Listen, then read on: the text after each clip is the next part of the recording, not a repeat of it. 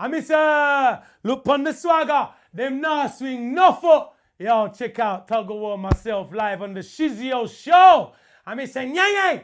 Anything me say Allah, none of them fools better than Tuggawar. For days in a Hackney me pa. This me you get more than a box to your jaw. Yo, check out the Shizzio Show. I miss say nyang. Them nah swing no foot, them nah swing no foot.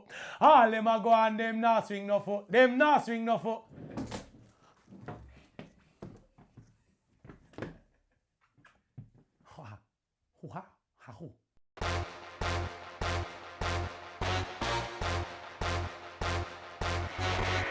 It's the Fitzroy Show. Finished. Street life is the only life that we know. Ghetto life, down in the ghetto we born and grow.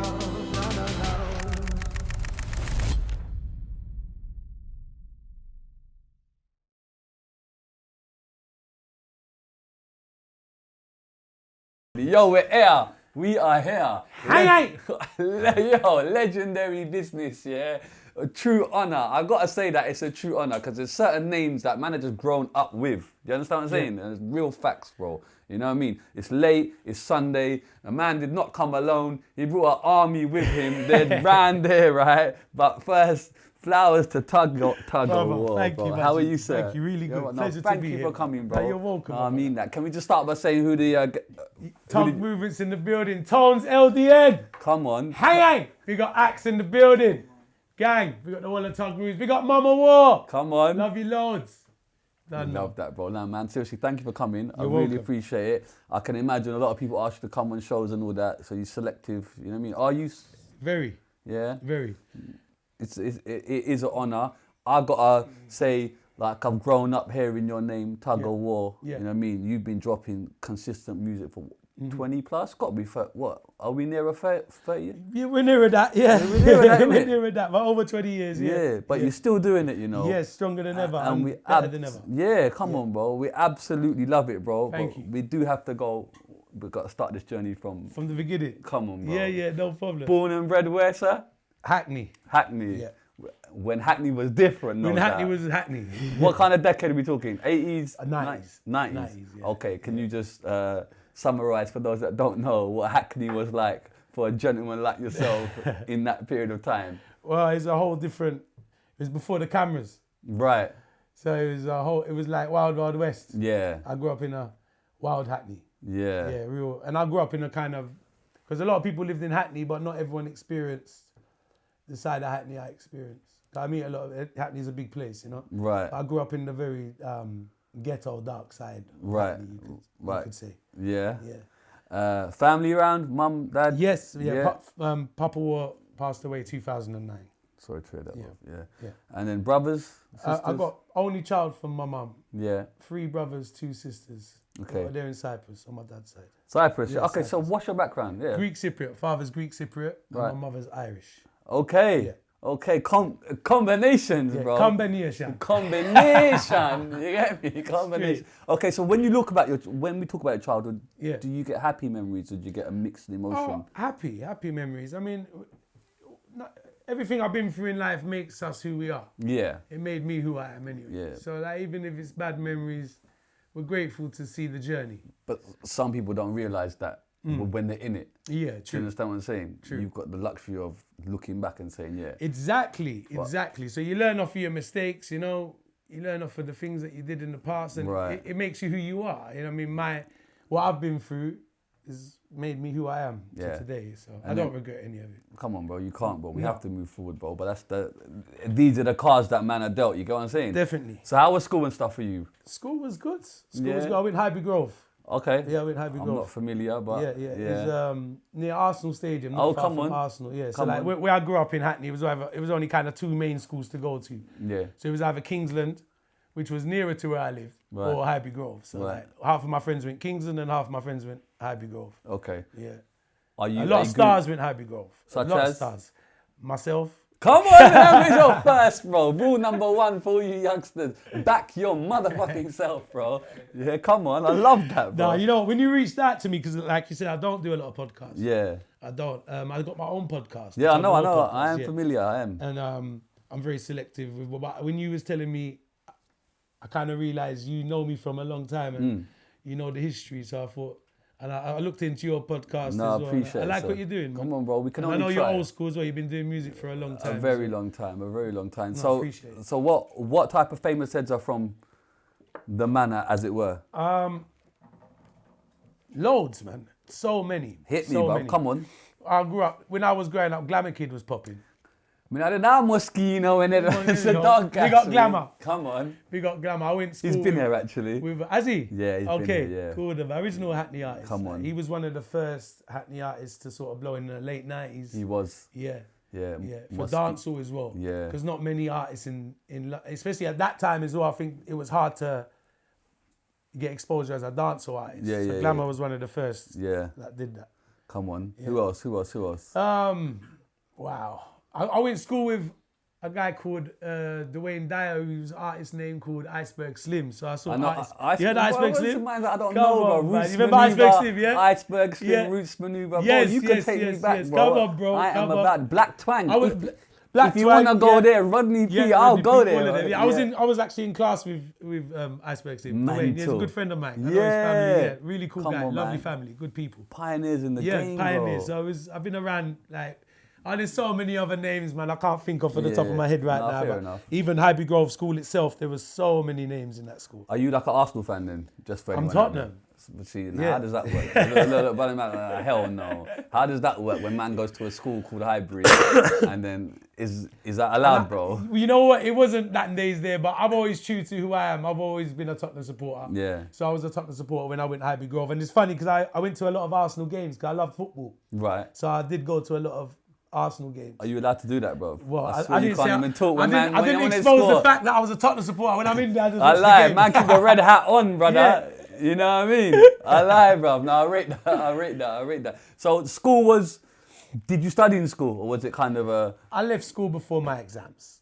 My You're, mother and father run a trimming business. So they were trimming, so supplying all clothing manufacturers. So back in the 80s and the 90s, the rag trade was really big in England. Right. My mum and dad, they run a trimming, so they sell cotton, zips, shoulder pads, hangers, all of the accessories to the garment manufacturers, factories making garments, which was a big trade in England at the time before they started getting all loads of people's mums was machinists. Don't know if you remember growing the up. singer, bro, man. Right, the singer machine, right. Tuggy, Right. I know you know, bro. Come I'm on. telling you, yeah. So that era there. Okay. And then obviously after, I think in the 90s and the late 90s, all of that sort of trade started going abroad and they started making all the garments abroad. So it sort of Is died. this their own business, sorry, or were It they was working my in mum and dad's factory? own business. Oh, okay, that's great. Family business. It was a family business. Yeah, I actually, when I left school, that's why I didn't do my exams or nothing. I left school and went to work for my father. Yeah, what's his age, 15, 16? Yeah, about 15, 16. Yeah, school was not for you then? No, for me, no. A lot of trouble in school, or I was a bit of a troublemaker. such as? What did you I do? had a lot of fights and stuff. I started smoking weed from a young age. Yeah. Wild Hackney boy in Highbury Grove School. Yeah. That kind of thing. And then kind of outside of school hours, are you kind of out there? Are you outside, bro? I'll be honest with you, Say I that never a lot. even turned up at school. Oh, swear. So I put my uniform on in the morning and Yeah. say, bye, mum. And everything. And they think I'm going to school and that. And then Yeah. I'd go and link my friends and we'd bunk off because them days you'd get away with the bunking off. Nowadays, if you bunk off, the parents get fined. the and text messages Yeah. come through. We used to get away with murder. So bunking I off got a letter once with loads of A's. Absent. Absence. My dad thought I'd done good. Them man- My dad thought I'd done good. He said, oh, no, he's got loads of A's. And my mum's reading And it and just said, snatched no, that's it. absent. He's been absent every day. Man Yeah. just snatched him and A plus. A plus. So when you're bunking, where was you going? Because like the Trocadero and them sides was ours. Oh, we used to go everywhere, man. We'd get buses and go up Trocadero, It's West mischief. End, which is, mischief. You get the train and go to the last stop. Yeah. You go all around the place. You go like But everything. but there's a fine line between mischief and just doing wrong stuff. You know what I'm saying? Yeah. And you was more on the mischief side. I was on the You mischief weren't doing side. no harm to anybody. I did. I ended up going down that road a bit. Okay. And what was that? Just the peer pressure of what was around you? I was just hanging with the wrong crowd, doing the wrong things, you know? Yeah. I was a bit of a terror when I was Yeah. a teenager. I was out of order at one point, and my father threatened to send me to Cyprus to go to the What army. did you do? I was just Well, out out of control. Tell me the straw that broke the camel's back, bro. I was robbing people. I Yeah. was doing a lot of things that.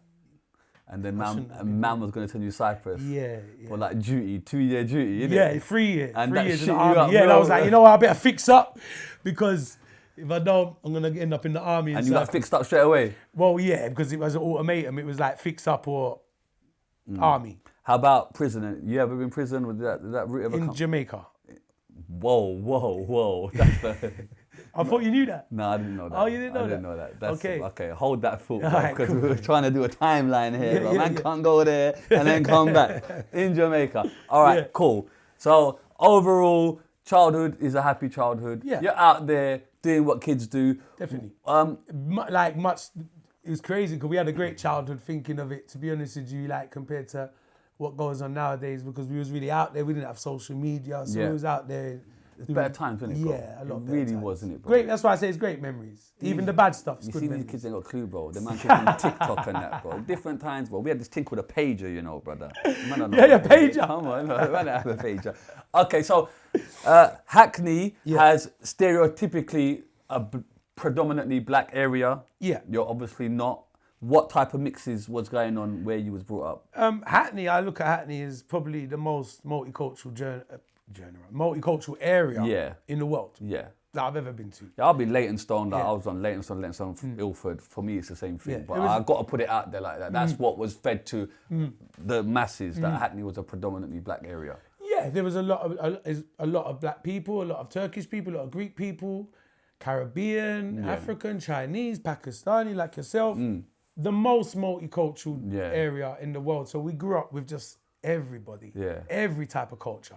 But yeah, of course, a predominantly black area as well. But not just black people, every type of people live in Hackney. So I was, I think, very lucky, to be honest with you, because I grew up in Hackney, I didn't know any different. So I see all different, you know, I think my neighbours was Sikh, other side's Jamaican, you know. And it was all love. It was all love, everyone got on, you know, you name the culture, we grew up around everybody. Yeah. And because I grew up that way, I never saw any different Of course. until you grow up and start going to different areas now and you say, oh wow, that's just a white area or that's just a that area, you know, and it's kind of a big difference. Absolutely. I didn't really notice it because I grew up in such a multicultural area. So I'm very lucky for that. Definitely, bro. I'm the same, bro. It's like It's a blessing. a huge blessing, bro. Huge People blessing. don't. So there was no animosity between groups. No. Good vibes. No, good vibes. Happiness. Yeah, definitely. Everyone in Hackney lived together as one. Come on, man. Fucking love that, bro. Yeah. And then, so when does the music start creeping in? Oh, I fell in love with music,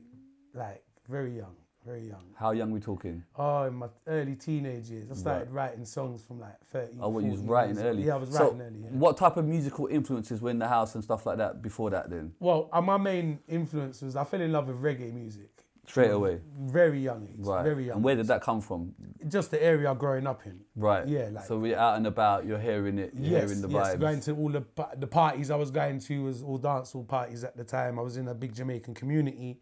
I was around sound system, like you know about sound system, I right? do So I grew indeed. up around sound system. And the clashing and all Yes. So that they. I was in a sound. I grew to have my own sound. Could you elaborate for the youngsters in the building and the people at home what a sound clash is, a sound system? Sound system was it's a culture in Jamaican dancehall culture. Sound system where the old school vibe now. The DJ would play the music, so you'd have one sound versus another sound. We've got to talk about the speakers first. Oh brother. yeah, first it's a whole setup like load up carnival. your Like, brother. no, it's crazy. We're it's crazy. outside. The effort for Required. DJs required was absolutely The rigging insane. itself, mental. Now you see people just turning up with a phone, It's true. or a little laptop, It's so true, or man. something. People had to carry speaker boxes and loads of just the record boxes, Vinyl boxes, because you'd crates. you was thing called a box boy. Yeah. Where Like, you just the sound system had box boys to help them carry the record boxes and the speaker boxes Absolutely. onto the truck, you know, onto the van. Yeah. And then just even if it was just a DJ, the amount of record boxes a DJ would have to take into a club was unreal. Like it'd be about half an hour loading them into the club. Yeah. Bro, I've seen it. I just want the people to know. You know Yeah, what I'm yeah, saying? it's a whole different vibe. And you talk about the dub plate box, because the dub plate box is metal dub as plate's well. the So special box. You got the dub plate special box. Like, So you got DJs playing their sound, Yeah. clashing against another sound. Yes. Yeah, and seeing what one was the best. yeah. Yeah. I grew up on like Saxon sound, Okay. and Unity was our local sound. Right. Unity was a Tottenham sound, Right. and Saxon was a South London sound. Right. And you had Was there a difference in the sound? What was the difference in the sound? the Was that- MCs. Right. Okay. The MCs. So it's the MC that would determine the sound. No, that's what I like. That's what I used to, because I used to like the Unity MCs. Right. So you had Navigator, Right. Flinty Badman, Demon Rockers, and then I was massive fan. So I grew up listening to them. They was like almost my idols. Yeah, yeah, You come know, I love their style of music, and Saxon sound, Smiley Culture, Papa Levi, Yeah, you're really going deep, bro. Tipper Irie. But these are my inspiration. Yeah, These people I'm talking, they're my inspiration, and it kind of defined Tuggawar to a sense, because it was UK dancehall. So I fell in love with dancehall and reggae music from an early age.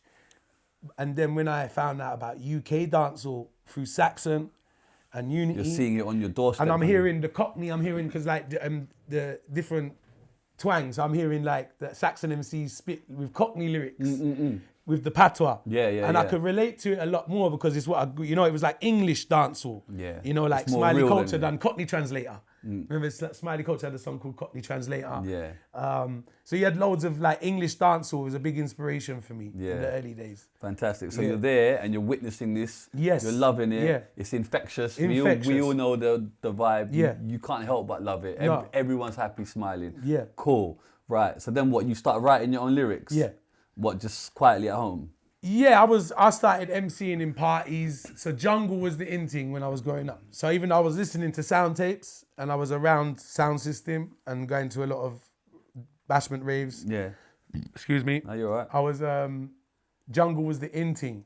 So for my age group at the time, when I was like 14, 15, 16, jungle music was the hottest music out. So with MC on jungle, I'd be going to loads of Oh, parties. so you would turned MC on I jungle? turned into an MC when I was like 14, 15 years Right. old. My first MC name was MC Tugboat.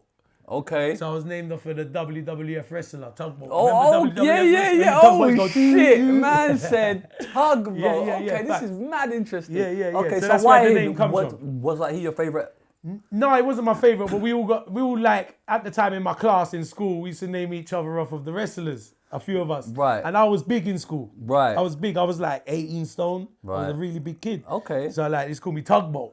Right, because you look like Tugg. Because I was big like Tugboat. Yeah, Okay. exactly. So, and Tugboat. And then it was Earthquake. Can you remember? Yes, Oh, he was partners with Earthquake. Oh, Yes, yeah, Earthquake, Tugboat. Yeah, I know yeah, my yeah. You shit. had the bushwhackers. The Bushwhackers, Yeah, yeah, the yeah, nasty, yeah, was it yeah, Nasty Boys? These yeah. are sitting there thinking, what the real fuck talk. are you not talking And about? this was before WWE, so that's Yeah, called yeah. WWE. It was WWF. Yeah, WWF. But then the World Wildlife Fund Yeah. sued them because it was called the World WWF. WWE, yeah. Because It changed it to WWE. Because when WWE come out, I said, what's that? Yeah, I didn't yeah, really, yeah, it's the yeah, old yeah. WWF. I want to know Yeah. who was Bam Bam Bigelow, rude boy. You get me? Bambi, oh yeah, I remember Remember that the guy one. with Yeah, the yeah, yeah. Ultimate Warrior. Yeah, come on. He was the He was G the of key, all he was the G's. key, yeah. Okay, so you got your nickname. Yeah. That's really interesting. Yeah. Everyone called you Tugboat. Yeah.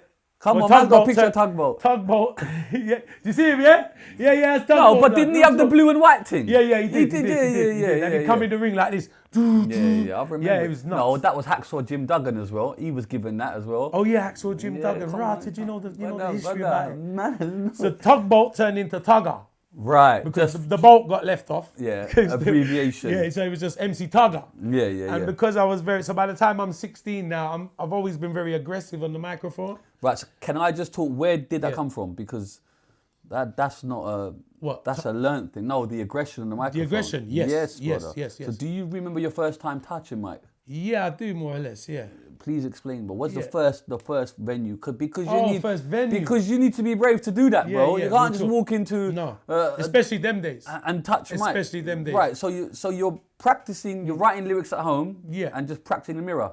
Or No. I'm around friends who's got sound systems. I'm going to like clubs with sound systems. I'm going to people's houses who's got sound systems and just- chatting lyrics. And Yeah. my mum and dad bought me a pair of decks. So I had 2 decks in my. I was one of the kids with the decks. 1210s? 1210s in Come my. on, in Mark my, II. No, sound lamp. Okay, sound lamp. I sound lamp first. The belt driven. Yeah, belt driven. Every time I look at the camera, the guy's behind going, bro, what the fuck are you talking about, bro? Don't worry, bro. It's a history lesson. I had two sound lamps, belt driven, Yeah. and like I was one of the kids with the mixer and the decks at home. So my friends would come round and would do little practice, and then parties would.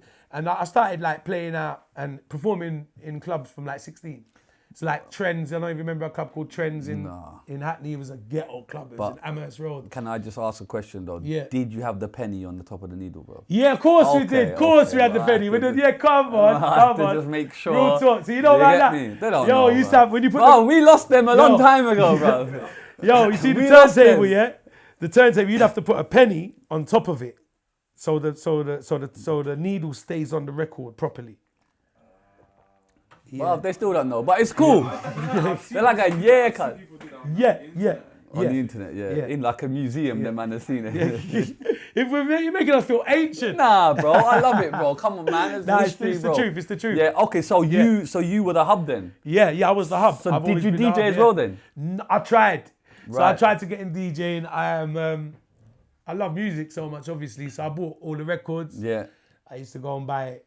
I used to spend all my money in the record shop. How are you funding this, by the way? Are you What? working part time to like the records and all that? How are you funding all this? I was just I started selling weed from 16. Yeah. Yeah. So you're using that money to just put into this fair play. Basically. Okay. So you don't DJ, Yeah. but you love to chat. Yeah. Okay. I tried to DJ, so I was a one-man band at one time where I'd play the records and chat. Man, doing And the my- Craig my- David thing from early, bro. I had a set on Freak FM, just me playing and chatting. Yeah. Like that. Yeah. So you're kind of getting your stripes, as it were. Yeah. Okay. And then I realised I was no good as a DJ, so mixing worked for me because I'm very heavy-handed. So you see, mixing and that, I used to throw the records around. They'd end up getting You can't- broken. yeah. The DJing part worked for me. Okay, fair enough. So my friends started DJing and I'd start. Do you remember Microphone. your first lyric? Oh shit! You know what? I don't think I do. To be honest fair with enough, you, fair enough. I listened to an old school tape not long ago, and I heard some of the old lyrics, and Man, I was so like, tape, you wow. know.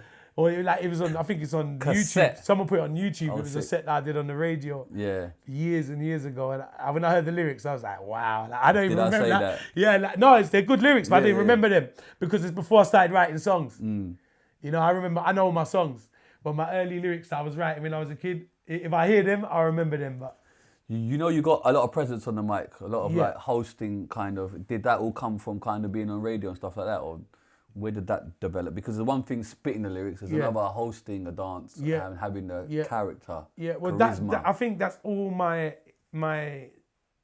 learnings and teachings from sound system. Okay. Because it was all tying, like you'd see the selector host, you know. So I'm growing up around that. I think I've just really kind of prone to that because I've grown up around that so much. So I got used to the whole hosting thing. I was on radio from 15, 16 years old. Yeah. So I've been on loads of different pirate radio stations, Just hosting and just. chat MCing, hosting. You know, so like once you learn pirate radio and you learn how to talk to the crowd on the radio, that's like from 16, I've been chatting the mic, and you're a host on the radio. So even though you're MCing, you got to learn how to host the radio. But you know, this development of your craft, Yeah. I really think is lacking now. A lot of kids don't really understand I the agree. development Yeah. phase Yeah. of things. They just Absolutely. feel like they can blow in one day. Real bro. talk. It's very, very, you know what I mean? Can we just talk about how you got to develop your No, craft? this is a really good conversation. It's a really good conversation that Do you know people what I mean? look Like, after you've 100%. got to put in your stripes. I just feel like a lot of the youth that I see now, they're just hopeful that something can go viral or for Yeah. whatever it is. But Yeah. really, it's the ones that hone their craft and put in them hours practicing behind closed doors. That's right. Ready for war, as it were. You get what Yeah, I'm saying? that's so right. when it's time to come out, you're actually polished to a degree. Yeah. Do you get what I'm saying? You had to be because, I mean, I come in the business at a time where you couldn't afford to make mistakes. Exactly that as well. You know, you Whereas get, yeah. you couldn't afford to, like, if you wouldn't be let back in. Yeah. You know, you wouldn't be let back on the microphone. You know, Right. I was around a lot of older people than me. Mm. You know, so I'm like the young kid on these sound systems at the time. So you've got to make an impression for the older guys to show that you're worthy of doing this role.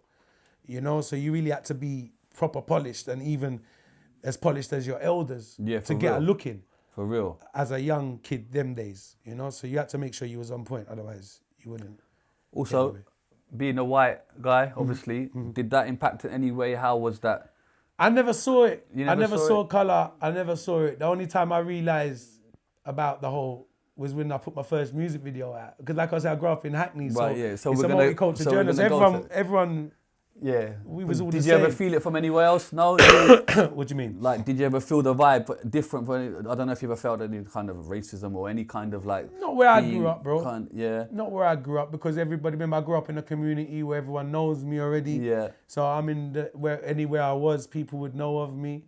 You know, not really like that. No, because So you had family, like extended family around Yes. you whenever you was doing your thing. It was Yeah, nice to yeah, be. yeah, It definitely. wasn't like who's this guy. They're like, no, I'm he's known. with the I'm very well known on the roads in Hackney in the Come community on. from a very young age. Yeah. Yeah. So that's amazing. That's amazing. Okay, so what was a turning point? Did you have a certain turning point or a certain lyric or something that started to bubble you to the kind of a next level? Do you know what I'm saying? Because right now you're hosting, you're chatting, you're doing. Well, I tell you what. It was like, so I started going on pirate radio station from about 16 years old. Right. I was on Kick FM, that used to be Rush FM. It turned to Kick FM. Right. I was on Freak FM. I was on loads of other stations. Man's And on bare stations, brother. I was like one this- to the other. I was this young dancehall artist trying to find a scene for myself, because jungle was the in thing at the time. Right. Yeah. And But you was chatting on Jungle though, weren't you? yeah, but I was chatting dancehall style the same Dancehall way I've style. been chatting my dancehall style my whole life. So I was a little bit of like an outcast at one point, in the sense of I was at one point when jungle started kicking off big time. I was one of the there wasn't many guys talking dancehall style lyrics on jungle at the time, apart from maybe Flinty, Navigator, and them guys who was. And then there's UK Apache. there UK Apache on the back. there. Exactly, yeah. Like Yeah. it was few and far between. But- I remember giving a tape to Cool FM in about 1996, 97, 98, something like that. And they turned down my tape. They said I sound too ragga. Too ragga for Yeah, Jungle. yeah. So I got It's interesting because when UK Apache was there, he said that was it was a niche to go into because it was something new. Yeah. And ragga was not combining it. So to do that would be like lucrative in a way. It was. So yeah. it's you're saying you didn't see the lucrativeness. Do you get what I'm saying? Like a man could say, bro, the jungle Well, I'll lanes tell you for what you, happened. bro. Jungle kind of turned into drum and bass. Yes. Very quickly. Yeah. But they're very similar though, aren't they? No. Oh, okay, let's not go there. I Their wouldn't- comments. Yeah, Don't fucking say that. It's similar, but it's not. Yeah, I get that. You know, and I think as great as Jungle was, I think Jungle, it was kind of short-lived, and then it transformed into drum and bass. So I actually was in the transition. So when I was like, for instance, trying to get on Cool FM and that, it was the transition from jungle to drum and bass. Right. And if I remember correctly, they was trying to get rid of the ragga sound out of drum and bass, because that's what made drum and bass. Jungle had loads of dancehall samples. Yes. Dancehall. I fitted right in jungle. Yes. My style fitted right in jungle. But jungle was short-lived. So by the time I got into these stations and I turned 16, 17, jungle was coming out and drum and bass was coming in. So I remember when Skibber first come out. And Shabba, yeah. and Shabba, these guys are my friends. R.I.P. Skibber. Yeah, come on. You know what I mean? So like, I was caught up between that transition of jungle turning into drum and bass. So where it was turning into drum and bass, they wasn't really interested in an MC like me. They wanted the Skibber style, the Shabba style, that type of style. Was you not tempted to try that style because you got the versatility, haven't you? I could. You got the Patois, It wasn't you got me. the British. It's not me. Okay, you just didn't feel. It was never me. Oh, we love that. We love Yeah, that. it You was. kept It was true. never me. Like you could hear me. I've been the same type of style. Yeah, but from some people my would have first thought, start. okay, you know what? There's a lane here. Let me just. I did see capitalize the on lane, it. but it wasn't me. Yeah. And I've always been. That's why it's crazy how my career turned out how it turned out, because like I said, it wasn't me. I was always wanted to do what I want, and I felt lost at that point where I was like, okay, there's no scene for me. Because the jungle turned into drum and bass. They didn't really want to hear the dancehall lyrics too much on drum and bass at that time. You felt a bit lost. Hip hop now, remember I grew up on hip hop just as much as I grew up on drum and bass. So I'm a massive hip hop fan as well. So I'll be chatting my hip hop style as well. But it was even hard for a young hip hop artist at the time in the UK. It was just as hard. It was almost it impossible. weren't happening, bro. It weren't happening. Yeah. You know, so it was like both styles. So I was like hip hop and dancehall stuck in a drum and bass era. You see these multitude of styles you've got. Yeah. Is that just building up from radio? Like even like my like you see, you remember my song called The Surf? Yeah, back in the day. Yeah, back in the day. Like if you check the first verse on The Surf, it's a drum and bass style on that. Yeah. This rhythm here feels like I'm surfing. Stretch out your hands and me now go reversing. Bend the knee, bend the back, start gliding. What's Yeah, that again? okay. So it's a dancehall record with a drum. See, that's why I've always. But I think it's great to kind of highlight the fact that you kept true to yourself. Yes, 100%. You didn't I've go, always- I'm going to go, No. they're all making money, there's something there, let me go do that. No. You said, fuck that. No. And the thing is, you are quite capable of doing that as 100%. well. Oh, yeah. It's not like you're not capable. No, I could do it if I wanted to, yeah. You got a lot of strings to your bow. Yeah. But you said, nah. No, I ain't it doing wasn't that. me. No, I it wasn't love what that. I enjoyed. It's about music to me. Is a passion, you know. It's something that you want to do. So it's like that it's feeling. even, and then what even depressed me more than drum and bass was drum and bass turned into house and garage Yeah. before grime come out. Yeah. Yeah, so before grime come out, it was House, yeah. house and garage, and I hated it. Really? Yes, I like raving to it. This is where me and you I play apart hated a it. little Yeah, bit. yeah. Okay, so you like raving to it? I love Okay, this. I good. love the Okay, music, okay, but we're I back tell you then. why I We're- hated it. we're back. Because I couldn't find like my style of MCing just okay. didn't fit. No, it would never. It wouldn't work on it. I can't see that. Yeah. Right. Right. Right. But the vibes was lovely. The vibes was Come on, amazing, man. and all my friends around me was enjoying it. Everyone was loving it apart from me because I couldn't spit to it. Yeah. I could spit to it, but it didn't sound right. It was too aggressive for it. Yeah, it was. You understand what I'm saying? It was way That was too. more My style nice, was nice. way. Yeah, Yeah. ladies I got and- kicked off of Freak FM For what? for just being aggressive on the microphone. And, On what? Garage music? yeah. okay. Like I was. It wasn't for me, man. I remember I got kicked off of Freak FM. But you tried though. I rate tried. that as well. I rate that you tried. tried. I would even go, well done. tried, You know what I yeah, mean? yeah, But okay, so let me just go back to that point. At what point are you in the clubs doing your ragga? Is it trying to get into that next level where you're no longer kind of locally known? You trying to? I wasn't. Is there I certain- became very popular from like 16. Right. Yeah, so like from long time before I even started recording music, I was like a name in my area. Yeah. They knew about us. I was in a crew called Way 29 on Freak FM Yeah. at one point, and we used to do dancehall as well, and that was like our local sound system. Yeah. That me and my friends started up. You know, so like I was very popular as MC Tugger. Tugger. MC Tuggawar, and like Tuggawar come in. I mean, I was about 16 because of my aggression. So my name Tuggawar Okay. came about 16. So Tuggawar has been popular from like 16 Was years that old. name given to you then from people? Yes. That's Tuggawar. My name was Tugger from Tugboat Mm-hmm. and the aggression. They said, no, you're Tuggawar because every time I'm on the mic, I'm like Man's I'm man. warring. Yeah. So it's like, so the Tugger turned into Tuggawar. Because some Okay. people, where I get the name from, is it the game? You know, the Tugawar, the game with the two rope. Oh, with the yeah, rope yeah, and- the rope pulling, yeah. It's not that. It's It's not from. that.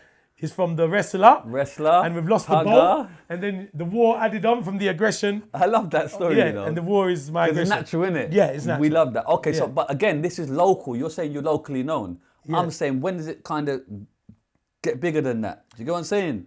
When did it get bigger than that? Yeah. Because being local and Yeah. shelling down dances is Yeah. amazing. Yeah. But now to become an artist, Yeah. we need more than that. Yeah. So what junction and Let me think in your properly. life Well, did you where think- we're really bigger than that is where I went to Jamaica. Right. So what happened? I took a 2-week holiday to Jamaica. First time you went there? First time I went How there. old?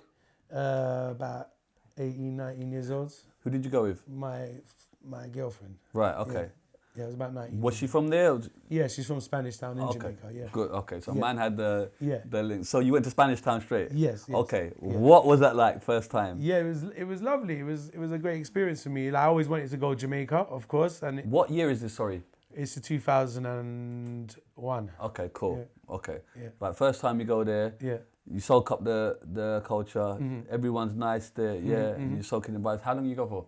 I originally went for 2 weeks. Okay. Yeah, and I tried to smuggle some weed back From there. from Jamaica. Oh, the first time you went Yeah, there. yeah. Okay. So just before the smuggling, Yeah. Are you like immersed in the actual music stuff out there, or was you just going just as a holiday? No, just yeah, exactly what I said. I was heavily involved I was a popular MC. yeah, but out there, I'm saying when you land Spanish. Oh, Town. in Jamaica? Yeah, Oh, I'm no one saying knew when me you in go there Jamaica. first, I'm No saying, one. that's what I mean. No. I'm saying when you unknown go there out first time, Yeah, no one knew me. are you like trying to MC out there, or you just I on went there holiday? I'll be real with you. I was into a lot of weed dealing and everything, and I was doing smuggling moves from young, so I went out there on a whole different mentality. So you went there to actually... No, I didn't do that. I went there for a holiday, but I ended up doing that because I was involved in it anyway. Okay, and I but ended you up didn't go trying there to- for kind of music to try and... No, I didn't have no pursue- links. No, I didn't have no links in Jamaica apart from my girlfriend at the time. Right.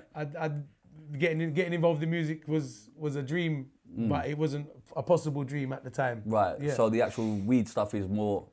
Yeah. It's more apparent for you, yeah? Yeah. Okay, so you go there and you decide to smuggle some back. Yeah.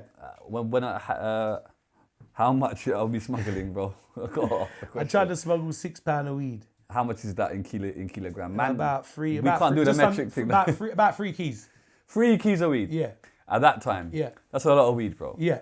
And you just put it in your suitcase. I hid it in an Easter bun. You know, you're familiar with bun and cheese? Yes. Yeah, bun and cheese. So Jamaican bun comes in like a box, and it actually weighs £3 each one. It comes like a box, and what I do, I take the bun out, I cut the top piece of the bun, I press the weed the same size as the bun, and I package it all back in the package, and you can still see a bit of bun on top, so it looks like it's still a bun. Have you been like educated on how to do this? Yeah. Because it appears like man knows. I'm thinking, how you taught this, bro? You get me? You don't have to give names or nothing, but obviously Yeah. someone I learned showing. I learned the tricks of the trade. Yeah. All right. Cool. Does your girlfriend know that you're doing this? She did. Okay. Fair enough. Okay. You put that in the suitcase. Yeah. You come back and you get stopped where? There or here? Kingston Airport. And Northern Kingston. Manly. Oh, so before you even leave. Yeah. What did they do? They scan it and find it. No, I actually, because I tried to travel, remember 9/11, obviously, Twin 9/11, Towers? Yep. I tried to smuggle rather, about 3 months after 9/11. Right. So the security... When security worldwide is was at the... the highest ever. So it was the worst time to try to try and smuggle weed. Right. You understand what I mean?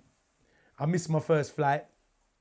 That didn't help, did it? Bro? No, I missed my first flight. I was late. They said, because we got to the airport 2 hours before the flight, and they wouldn't let me in the airport. They said, because of 9/11, you got to book in 4 hours before the flight. Mental. So there I'm outside the airport with me, the weed in the suitcase, And your girlfriend? my girlfriend, and her family as well, who was... Her family was there? Yeah, Well, like her mum and dad? No, her sister and her sister's kid. Oh, man.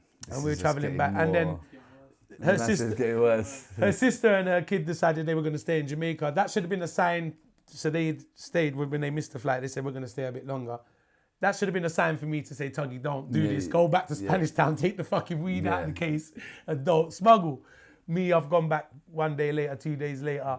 With your girlfriend? With the girlfriend, paid the extra, you know, when you top up your ticket money, and tried again. When you're doing this, how are you feeling? Are you like sweating? Are you like No, proud? Or no, are you just calm? Like, I'm always very calm. Yeah, Yeah, I'm even very at that calm. situation, knowing what you're about to do. Yeah. And I presume prior to this, you've never done smuggling like this on a plane. Not on a plane. No. That's what I mean. Okay, that's not on a plane. The other stuff, we just, you get me. All right, cool. Yeah. So I'm very cool and calm and collected. I was fine. I'm fine with that kind of stuff. But maybe I don't think she was as fine the second day. I could see the pressure on her face a little. well, yeah, I can imagine. Yeah. So okay, so how did they find it then? Dogs? What? Well, okay. We got into the airport now. We're queuing up. The airport's full up. So I've got 3 suitcases. Yeah. So I've got it hidden, 2 suitcases of clothes. Yeah. And 1 suitcase of food. Remember, the weed's inside the Easter bun. Now, in the suitcase of food, I've put all different types of food. I've found the most smelly Jamaican fruits you can find. Remember, it's wrapped up well. You can't smell the weed. And in this bag of food, there's everything. So I've got more buns that are real buns. I've got a thing called June plum in Jamaica, which is a very smelly fruit. Sugar cane, this, that, you name it. Every smelly fruit you could imagine, I've got in that case. And the airport's full up. And they're searching people's cases before we get on the plane. So they put your case through the scanner, and you know what they do. It wasn't even a scanner. They actually opening up at them. They actually put your case on the table and open up. Right. So we're in the queue. Everyone's bags? Yeah. Wow. Okay. Yeah, and because I think it was an extra because of the 9/11 situation. So I think they was going a bit extra hard on it. Yeah. So I'm in the queue, and we're queuing up, and it's first guy now. The guy takes our bags up, puts it on the table like this, open up the bag of clothes, goes for everything, closes it, picks up the bag of food now, picks up the weed with the Easter bun with the weed in it, takes it out of the case, Takes the other Easter bun weed out of the case. Looking at stuff. Then he puts it all back in and zips up the bag. Are you calm at this time? Yeah, Be I'm honest, watching. for Yeah, real. yeah. You're not thinking, fuck, you know.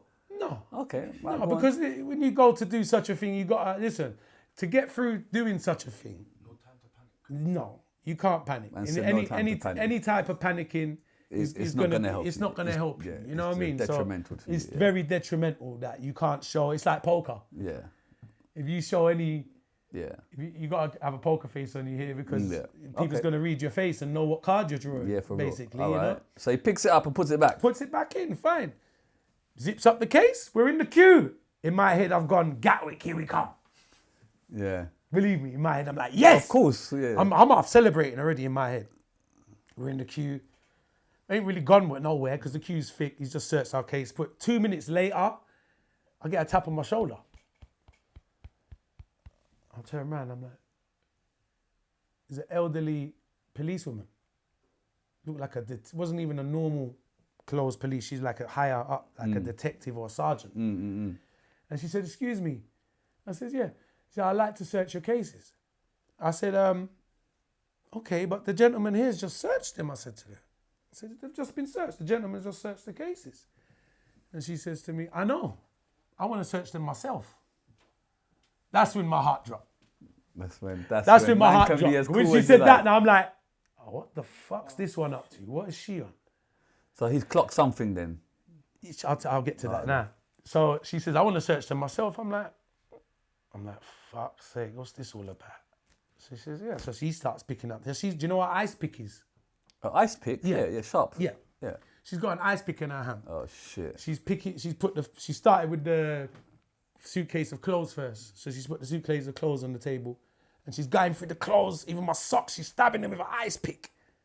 So by the way now there's nothing in the suitcase with the clothes in it. Yeah. But by the way she's searching now, I'm like, You know. I'm fucked. Yeah.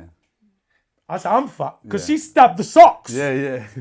I'm like, we're fucked. The By the Wil- time when she goes to the bun, she's gonna The Wilson socks got it, fam. yeah, like she's stabbing my socks with this ice pick. She's going, Yeah.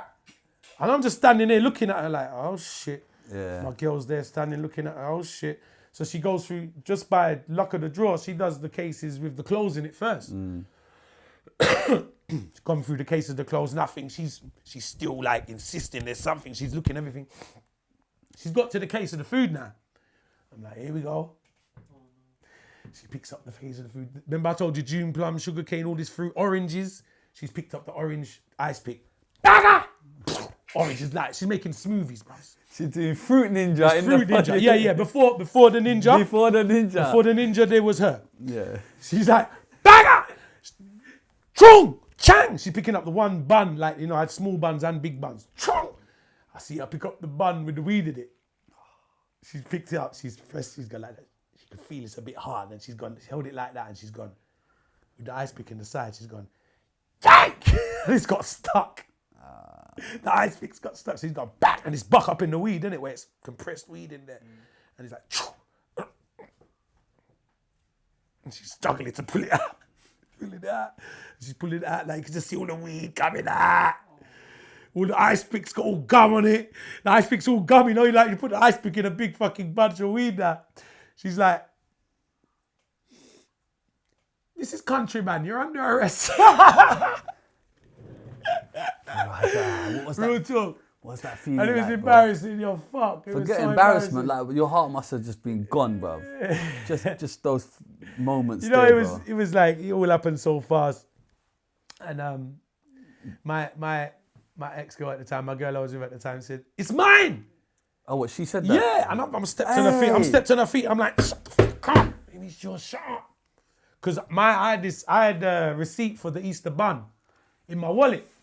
So you're gonna say I just bought it like that? This is my get out card. My get out of jail card is the receipt. So I'm gonna pull out the receipt, say, but I bought it in the shop like that. I don't know what the fuck's in it. Yeah. You get what I'm saying? I'm like, It's I've not bought gonna work, this. but yeah. It's worth a try, right? It's worth a... Right, it's not gonna work. worth no. a punt, it's worth but a let me punt. try and prove something. Yeah. Let me try. Yeah. So I'm like, so by the time I'm pulling out the receipt, she's already said it's hers. They're not hearing it. What did you say? So they've marked that down But now. I rate her for saying that though. Yeah, I Come did. on, But bro. I told her from Hey, the beginning. That's a real one, you know, brother. Yeah. But I said to her from the beginning, I said to her, look, if anything goes wrong, just keep your mouth shut. It's mine, nothing to do with you. Cause I don't want both. Because like we don't want two people getting nicked. It's mine. It's mine. It's nothing to do with her. You ever see that meme? Tell me you love me without telling me you love me. That is it, bro. She loves you, bro. I don't know, bro. What do you mean you don't know? How the fuck, bro? There's a that is the difference real one, bro. You need to. I don't know what happened. You need to take her down the aisle, bro. Go to a yard now, brother. I don't know a girl on this earth, bro. You say I'm putting 3 kilos of weed in there and it's mine. Don't worry, babe. And when it comes down to crunch time, she step up first. You ain't been with mad girls like me. No, I guess not. I guess not, bro. But come on, bro. That is ratings, man. Let's give her ratings. Whoever you are, miss. No, for real. I salute you in it. I salute you because that is deep. But at the same time, it's stupid because it's going against what I said. Yeah, so you got to think of it like that. So how good is it? She broke protocol. Thank you. Yeah, okay, I'll get that. Yeah. So right. you might sound good. Oh, but what are you doing there? But if you've already decided, it up for everybody. Right. Yeah, okay, yeah. Right. Yeah, okay. Right. Wow. Okay, cool. All right, so they arrest you. Yeah. So I did a walk of shame now.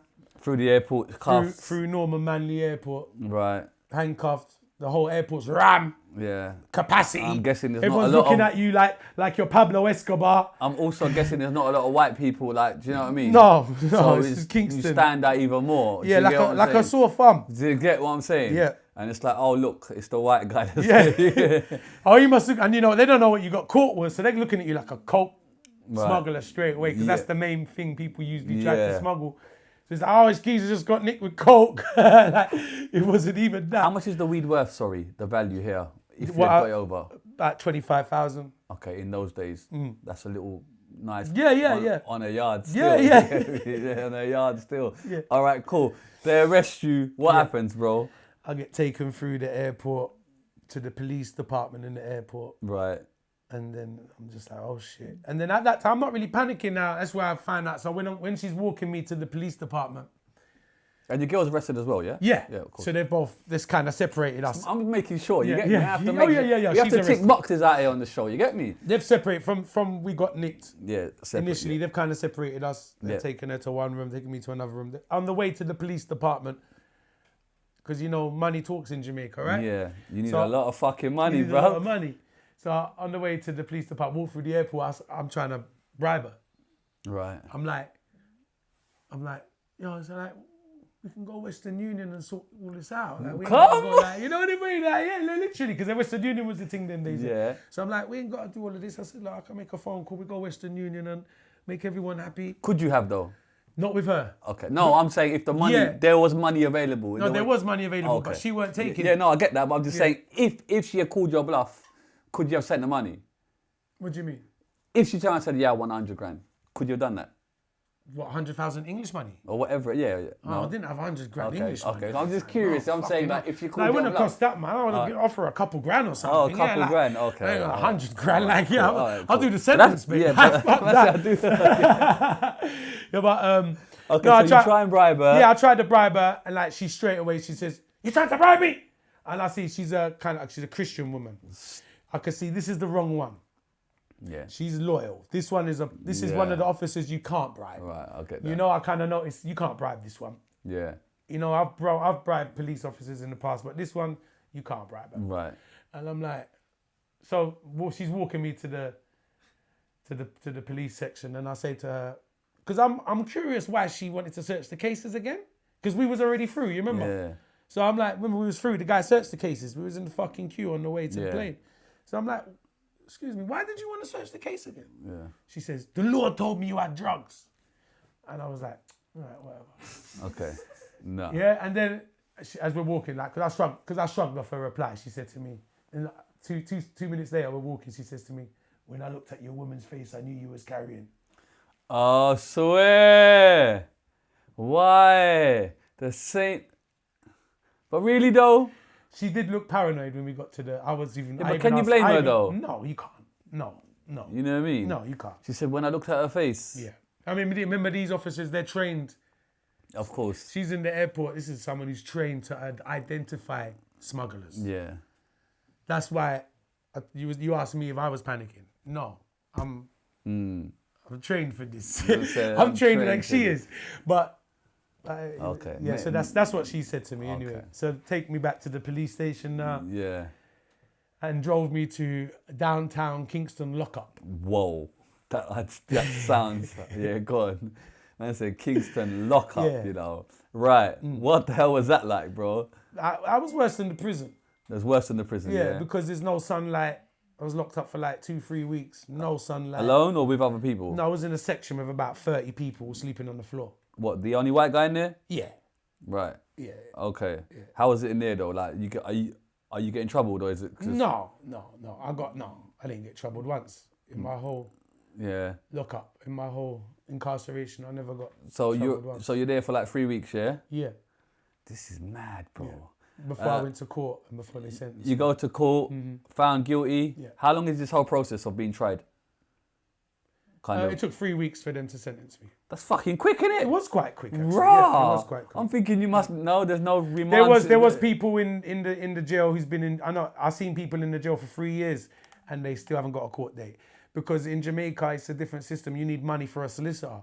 So I had money for a solicitor. Right. So that's what probably. And because I'm foreigner as the British kind of so have to deal with you correctly. Right, to they like got to deal with you a bit quicker, sort of thing. Right. Okay. Cool. You get sentenced. Is it a fairly easy case, like cut and shut? Like, well, I didn't. Done, Because did you have I'm a guilty. defense of something? No, I didn't want defense. So this is the whole. Defense. I'll tell you what happened with the solicitor. So my ex's sister told me to get a solicitor. I said, "What do I need a solicitor for? I'm guilty." Okay. She says, "Oh, but if you pay this guy £1,500, he's mates with the judge, and you'll get a better trial." Right. And I'm like, I'm not having all of that. So I even spoke to my Is dad that not about worth- it. no? I'm like, they're all trying to rob me at that point. I feel like people are just trying to scam. I don't believe in these things, my brother. I don't believe in Didn't these you have the things. receipt avenue though? Weren't you going to try the receipt avenue? It was too late. The receipt avenue got mashed up from the minute she opened her mouth. And they weren't believing that, so no. And you didn't want to come with no type of defense? No, I didn't want to come in no defense because it's mine. I'm guilty. It's my weed. And remember, she opened her mouth. So I've got to say to the police, I've got to come But you clean could have now. said, I don't know what she's talking about. No, I can't do that because if I do that, then that's putting more pressure on her. Okay, is she in prison at the same time? She was let out on bail. Okay, why? They put the house up for her to be out on bail. In Jamaica. In Jamaica. Yeah, remember she's her she's parents are from a Jamaica. resident. Well, she's born in England, but her she's family. Jamaican, exactly. So they put the house up for her bail. Yes. Okay, cool. You're in, she's on bail, right? I'm just computing this. This is a lot of information. I didn't know any of this, you know. Okay, cool. You go trial and you just own it. You just own it, yeah. You say, it's me guilty. Yeah, I You didn't plead even guilty. want a solicitor because I said, what am I going to pay? I'm going to pay you, for instance, £1,500 to tell that person over there I'm guilty. I can do that myself. Yeah, that's true. Do you understand what I'm saying? Yeah. That's how I looked at it. Yeah. It's like if you're gonna fight the case for me, Yeah. I'll give you £3,000. Let's fight this case. Yeah. There's nothing to fight. Yeah. They found the weed in the case. I'm banged to rights. Yeah, you're It's fucked. my weed. I tried the little receipt thing at the time. That one, like you said, that was never gonna work. Yeah. It's mine. It's nothing to do with her. You get what I'm saying? So I've gone straight like it's my weed. Why do I want to pay a solicitor £1,500 to tell that man I'm guilty? Right. No. Okay. Waste of money. And then, do you know what? I don't even know this story, so it's mental because now you're about to tell me what was the sentence, bro? What do you mean? The sentence. What did you get? I got a year. 1 year? Yeah. That's quite low, I would have thought, no? Well, not in Jamaica, it ain't. 3 kilos, though. Was you expecting a year? I was expecting a fine and to be sent home. What? Yeah. No way, Yeah. bro. How? 3 kilos a lot, yeah, bro. Yeah, I know people. I know people who's been. Okay. I mean, in Jamaica, in past experiences, you get someone at the police station and pay even like about £1,000 and get their passport back and they're back on road the next day and then load them up again and send them again. Is it? Yeah. But like, so I was expected. I already experienced something like that with previous experiences. So I was like, What do you mean? You experienced this previously, or other people have with told someone else. What, flying? Yeah. But you just told me this is your first time. Yeah, it doing is my first time, but I'm involved in it before. As in doing it personally, or you? No, I was in sending people. Okay, cool. Okay, this is some narco shit, bro. This is turned into narco. Okay, so you are familiar with people that have been caught before and have just been let off with a payment. Yeah. So that's why I paid someone £800 and got them out of prison, and they done 4 days in prison, got nicked with £20 of weed, and paid him out. He got out of prison, and I loaded him up again and sent him back to England. Okay. So okay. So I'm thinking I'm gonna do the same thing So with me. can I ask then, why did you personally handle it then if you've got people doing it? Do you get what I'm saying? I didn't go there to do it. I went there for a holiday. I was just tempted, and my temptation, and I was spending a lot of money. Remember, I didn't go there to do it. Right. I'm already doing It it. got the better of you. You Yeah, just the thought, "Fuck temptation." it," and I know it works, kind of thing. Shizzo, your name's Shizzo, right? Yeah. Smuggling moves are usually £20, £50 upwards. Yeah. £75, £100 in weight. I tried £6 because I thought it would be nothing. I never thought I'd go jail for it. That's why I did £6 of weed. 'Cause I thought, okay, it's hard. Like £6 sounds like a lot of weed. It's 3 keys, a lot of weed. That's not like a weed. But in Jamaica, It's not. really that much, and I thought I could be able to pay a fine and they send me home. So I thought it would have been a fine and sent home rather than a sentence. Worst case scenario. Right. So they made an example out of me. Right. Why? Because you're British? God knows. Because you're white? Is that anything of that? I think me not paying the solicitor, because the solicitor was friends with the judge. Right. So where I didn't play ball with the solicitor and give him the £1,500 he wanted, You would have got... Okay. I don't know what would have You don't happened know if I what it did is. that, and I don't care. But Okay. that might have had something to do with it. That I got such Hindsight's a a fine thing. Yeah, The impact on your parents here when you're obviously going through that yeah. takes its toll. Are you? My mum was in Ireland at the time, so she with some family, right. and she was. So we didn't actually tell my mum until I got released because we didn't want her to work. So what did you tell her? You was just on holiday, Yeah. more and you or was less. ringing her from prison. No, no no phone communication. calls in prison. No communication. Is that normal? Not speaking to your mum for a prolonged period of time. My dad Sorry. was just making loads of excuses for me for a long time. Okay, so your dad knew. Yeah, He had your back. yeah. All right, My cool. dad knew. Yeah. Right. What is Jamaican prison like? Is this Kingston prison? It's in Spanish Town. I got locked up in Spanish Town. Okay, Yeah. talk to me. Yeah. What is that like? Hell. Hell? it's very tough. prison. Describe this hell, bro. It's if you crazy. could. It's crazy. It's something that you never experienced before, man. It's like it's a whole different world. Whole different world in there. It's Are you like sharing a room? You sharing a cell? 4 people in a cell. 4 people in a 4 cell. people. 1 in a hammock. 3 of us on the floor. Are you the only white guy? I hate to keep asking about No, this no problem. racist No, situation. you're I'm just cool, trying to man. paint a picture. Yeah, of course. Are you the only white guy in prison? Not the only one in the prison. No. Okay. There's a few. Not that many. There's a minimal amount. Oh yeah. It's about. I mean, out of the whole prison, there might have been 5. Okay. And what was your first day like in prison? Because that's tends In to the be prison when- itself? Yeah. Okay. When you go to this new environment. Well, it was crazy. My first experience in the prison. I've spent 2 weeks in downtown Kingston lockup. No sunlight. No sunlight. No 2 sunlight. weeks in there. Yeah. Not even allowed out. No. What? And they just give you food. This is like Yeah, looks like a you movie get- thing, bro. Yeah, you get food like I got fed like dog soup, like ridiculous. They call it literally in the prison, in the jail they call it dog soup. It's like the food is ridiculous. It's But ridiculous. did the British passport not help? Because sometimes you need No. that. No. Not at all. And you can't pay them nothing to get a better food. Nothing. Nah. You can pay. I pay warders to bring me in food, so you Right. can pay for anything. I'm smoking the best weed in the jail. I'll pay for some food to get brought in here and there, like KFC and stuff like that, fried chicken, whatever. I can get that in here and there.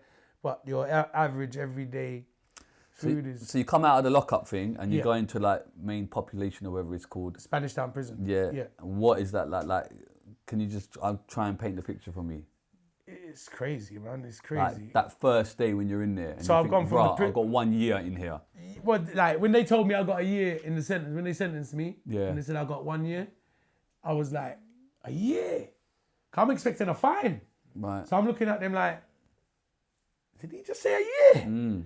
Because Mr. Nelfi, or 1 year Spanish Town prison, dang. I'm like, I'm shocked. Yeah. You know what I mean? I've gone back to the jail now, and I'm with about 6 of us got sentenced that day. Right. So I remember I was with another guy that got sentenced for like 25 years Right. For what? for murder. Okay. Yeah, and I remember him going back to the jail and phoning his family and telling them, hey, he just got 25 years. And he made me feel a lot better about my little 6 months because I was like, Oh, so it is half time there, yeah? Same as here. yeah, it's half time. Okay, cool. No, sorry, not 6 months, 8 months. Okay. 3/4 time. Right. Three-quarter. Right. Yeah. What happened to your girlfriend, can I ask? How did her case go? I was going back and forth to court testifying for her. So I was still going court for her. She was on bail. Right. Yeah. And then This has gone deep into case files, you know, but I just have to know, bruv. I'm proper invested, bro. Yeah. Yeah, go on. So what was the question, sir? What happened to your girlfriend and her? Was she? Well, she got locked up for my last 3 months. For your last. Guilty of knowledge. So my last 3 months. So I was back and forth to court. So they're sending me back and forth to court while I'm in the prison. Yeah. And it was court adjourned, and it was all courts put off. So I remember going court about 6 times to testify for her. Right. And it just never got finalised till the 6th time. Right. And then they still found her guilty of knowledge. Did she say that she didn't know or anything? Yeah, I said everything. They asked me questions like, where was she when you bought the weed? I said, she was with her sister shopping. Where was she when you packaged the weed? I said she was there. Yeah. Where was you? So they tried to catch me out on timing. They said, where was she? I said, Portmore on the beach. And she says, and it said, how long did it take her to get back? So where I didn't know Jamaica that well with the time traveling, like I didn't actually know how long it took to get from Portmore to Spanish Town. So I answered the time questions wrong, but everything else, and then they just had her guilty of knowledge. And she got 3 months. She got locked up for my last 3 months of my sentence. So they basically said, when's Mr. No Feetu out? Sentence her till he's locked, till he's. You know her parents put up the house. Yeah. What happens to the house? Well, when she gets sentenced, the house goes back. Yeah. Okay, cool. Yeah. Cool. All right, cool. The putting up the house for the bail is just so she don't have to go in jail. She don't. Yeah. While she's waiting for the court. What was the worst thing you saw in there, brother? I saw crazy things in there, man. Crazy things. Like you asked me about my first day in prison. Oh yeah, sorry, sir. Yeah, go on. All right, the first day in prison, I come off the prison truck, and I ain't seen sunlight for 2-3 weeks. So as I come off the prison truck, I'm blinded by the sunlight. It's like a movie. It took me 20 minutes to just get used to the sun, so my eyes are quick like that. I come off the prison truck, they take me into, they receive you like a body, like cattle. Right. So it's like they nearly strip you naked, see if you got any marks on you, and you get a number. And there were 6 of us that was taken from the jail. And me and another 5 people, and they sent the other 5 to another section, and the warder come up to me and said to me, we got somewhere special for you. And I'm like, what do you mean special? Why am I not going with the other 5? And he's like, no, we got someone special for you. And I was like, what? And I felt, I was paranoid, I was really paranoid. I said, what, they're trying to set me up, what's going on? He says, and then he said to me, come here, have a look over here. So he points through the grill at some Jamaican guy in the yard. I've never seen him before. I said, you see him? And I said, yeah. He said, he sent for you. And I'm like, what the fuck? I don't know. I'm like, I don't know him. What's going on? Yeah. I'm starting panicking at this point. Yeah. Remember, I can't argue with him. This is warders. They're telling you to go there. You got to do what they say, right? You're in prison. I'm really panicking at this point. I said, I don't know this guy. I said, what the fuck? Why are you sending me over there? Like, I'm thinking, they're setting me up. They send me some fuckery place. Something's going on. I thought it was a whole setup. Yeah. So I actually had a friend locked up in the prison, and he paid off the warders to put me on his section. Oh, okay. Yeah. Oh, he knew you was coming in. Yeah, he knew I was coming because I was in like page 2 of the Daily Star. Here? Yeah, no, in Jamaica. Okay. So he saw me. He read about me in the newspaper. Yeah. Getting nicked. Yeah. So your face is just on the. Not my face, the name. Right. A big write up about me, and it said my real name and address. Government name. It had my name and address in England in the Daily Star in Jamaica. So, right. And so he knew I was coming to the prison. So he paid off the warders to bring me to his section. That's why the other 5 went to the other. I didn't know what the fuck's going on.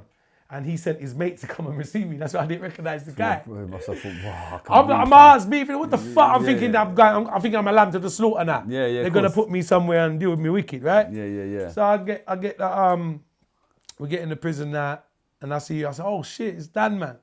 And he's friends with my father as well, friends of the family, someone who was doing business with a long time as well. Yeah. And I was like, he was there for the same thing. He got 4 months for £20 a week. Right. Yeah. So so I went up to him and he was telling me the ropes about the prison, my first day in prison. So he said, it's too. I said, I want to have a shower because like in the jail, I think I maybe had 2 showers in 2 weeks, bro, because Yeah, the yeah. shower situation was so horrible. And there's no sunlight. I feel grimy as a motherfucker. I want to have a shower. Yeah. So I said, where's the showers, man? I want to have a proper shower. Do you get what I'm saying? He said, okay, there's 2 places you can, there's 2 places you can have a shower. And he said, there's the indoor one, but he says the indoor one stinks like shit. And he says all the foreigners go and bathe in there. Or you can bathe in the outdoor one, but he says there's only Jamaicans that bathe in the outdoor one, but you be all right, you're with us, he says to me. I said, all right, cool, I'm going to the outdoor one. Fuck that, I ain't going to the stinking one in there. Yeah. So here I go now, boxer shorts, rag, soap, little towel. Yeah. Walking over to the outdoor showers, 3 pipes. I'll see it over there. I'm walking towards it. As I get closer towards it, about 5 Jamaicans run up to me and start pick up big rocks off of the floor and run up to me and say, yo, white boy, where you go? You can't be around here. No man with fuck batty and suck pussy can be around here. And bear man run up to me with big rocks in their hands. Right. Like he's gonna lick off my face now. Like, I'm coming for a shower. I said, nah. Yeah. And they're all threatening to throw these rocks. And there was one particular one. His name was Mackerel. I got to know him after. He looked like he's literally gonna let this rock go in my head. Yeah. I lost it on all of them. I'm boiled to the brim now. I've had 2 weeks, no sunlight. Yeah. I haven't had no shower. I'm fed up. Yeah, you give it to them. I actually think I'm gone. I think that man sent me to the wrong place to fucking bathe. I'm thinking they're gonna stone me. That's deep, though. And you have to stand up for yourself in these places. You have to. Any sign of weakness, It's over. you be a pussy for the rest of your sentence. You get me? So I ain't about to let that happen to me. Right. So I've lost it on all of it. I said, you fucking know who I am? I went Hackney on them. I'm fucking Tuggawar from fucking Hackney. Man, I'm bad, man. What? Real talk. Because I think I'm getting it, so I'm giving them peace of my mind. Yeah, of course. Out of nowhere, another guy comes up and says, Tuggawar, you know who you know from the shower pass? He puts his arm around me. I'll shrug him off. I don't know any of these guys. Yeah. You get me? And he tells the other guys, loud Tuggawar, man. I get to know after this guy is like one of the main guys in the prison running the prison. You get me? So when I get back to the section, I'm like, to Dan, man, the old XY, and that the fucking Jerry says, who's the guy called Zaga? He said, he runs the fucking prison. I said, you're joking. I just pushed him away. Yeah, that could have been taken as disrespect, no? Yeah. But like, he respected how I stood up for myself. And from that day, he kind of looked out for me. Okay. And I bathed on the same place. I used the same shower every day for the rest of my sentence. Mad. Yeah. Mad. So I was like, put to the test, so to speak, the first day. Yeah. That's where you are. And I was the only white man who bathed there. Right, okay. Yeah. Everyone foreigners, like Colombians, Spanish, no matter who they go to the other shower to bathe. So what was the worst thing you see? I seen people dead in there. You see people dead? Yeah. Well, like murdered in front of you? Yeah. Swear. That's mental, bro. Yeah. Life gone. Yeah. Over what? Just trivial stuff or? Yeah. I see someone get beat to death because there's no toilets in your cell. Right. So you got a thing called a piss gal. Right. Piss gal. Yeah, which is a 2 litre bottle of, say like a 2 litre bottle of water or Coke or whatever. Yeah. So there's no toilets in your cell. So the first thing you got to do is get a 2 litre bottle of water or Coke or whatever, cut a hole in it, tie a bit of string at the top and pin it to the corner of your cell. And when you want to piss, you go and piss in the bottle. All 4 of you? Yeah, so there's 4 piss. If there's 4 people in the cell, there's 4 piss bottles. There's 4 2 litre bottles of piss hanging up on the corner of each corner of the cell. And the cell's like the size of a toilet. Like it's maybe less than half the size of this room. Quarter size. Maybe they're from here to here. It's just very small, very tiny. So and the first thing in the morning you got to do is go and queue up on my section there's like 380, call it 400 prisoners on my section. First thing, your first job in the morning when they open the gate is to go and queue up with 400 prisoners with 2 litres of piss in your hand and wash out your bottle with 400 angry prisoners. Be careful you don't drop a little bit of piss on somebody because that's your life. So every morning is your life on the line before you start the day. You start your day with your life on the line. Yeah, you go to queue up with 400 people it's like a science class. The smell is unbelievable. And the heat as well is not making it any you're better. in Jamaica, it's no better. And you've got to queue up with 400 people, like cleaning out everyone's got 2 litres of piss in their hand. Do you know what it's like standing with 400 people with 2 litres, and everyone's got 2 litres of piss in their hand? Wow. Every morning. So I'll be looking at my cell, waiting for the queue to die down a bit. I'm like, oh, this is crazy. Like, when I first saw it, I thought, nah, is this what you gotta do? Yeah. I'm like, this is suicide. Like, the prison's actually designed for the prisoners to kill each other. So, like, one guy I saw get beat to death. He was based on, like, I'm on the ground floor. He's on, like, the fourth, so it's ground floor, first floor, second floor. It's 3 floors. He's on the top floor. Every morning, he's like, he flies down. I've seen him do it. I see this happen before it happened. Because this guy's jumping down the stairs with 2 litres of piss in his hand. To just be first. To be first. Yeah. Because everyone wants to get to the first, isn't it? So my man's one of the ones. He's quite young. He's agile. He's very fast as well. So I see him. This guy sprinting down the stairs every morning with 2 litres of piss in his hand. And the way I see him sprinting, I'm like, he's gonna drop one of these days. He's gonna drop. Yeah. He's gonna drop. It's just gonna happen one day. And you know what? The stairs is right outside my cell. So when you get to the bottom, when you get to the stairs from upstairs, it's like my cell's here. So I see people coming down the stairs, right? One morning he's running down the stairs, he slips. Piss goes everywhere outside people's cell. They beat the cunt to death. Poor guy. Yeah. By bed, because it's gone outside people's cells now. You know, it's like dropping piss outside. It's the prison is all mixed. So remember, I'm doing a year. Man opposite me is doing 125 years. Yeah, he don't care about it. You don't want to piss him off. Yeah. He ain't got nothing to lose. You cut your throat quick. He ain't got nothing to lose. So we're locked up with lifers. So do you think the lifers like seeing small sentence guys like me go in and out? Do you understand what I'm saying? You don't want to piss off one of the lifers. So that's what he basically, he did. He dropped his piss out of a couple people's cells who were doing life. And they went ham on him. I see a guy a madman run up into the warder's office, shot in the head by the guards. Yeah. See about 4 people. I see a man kill himself in his cell, Colombian guy. Couldn't hack it in there. He only had 2 years. He had 2-year sentence. And then speaking of hacking it, how did you manage to hack it? What was the psychological barriers? Was there any, or I don't know, how did you face the psychological issues with it? Unbelievable psychological issues. Yeah. Unbelievable. Only the fittest of the fittest survive, mentally.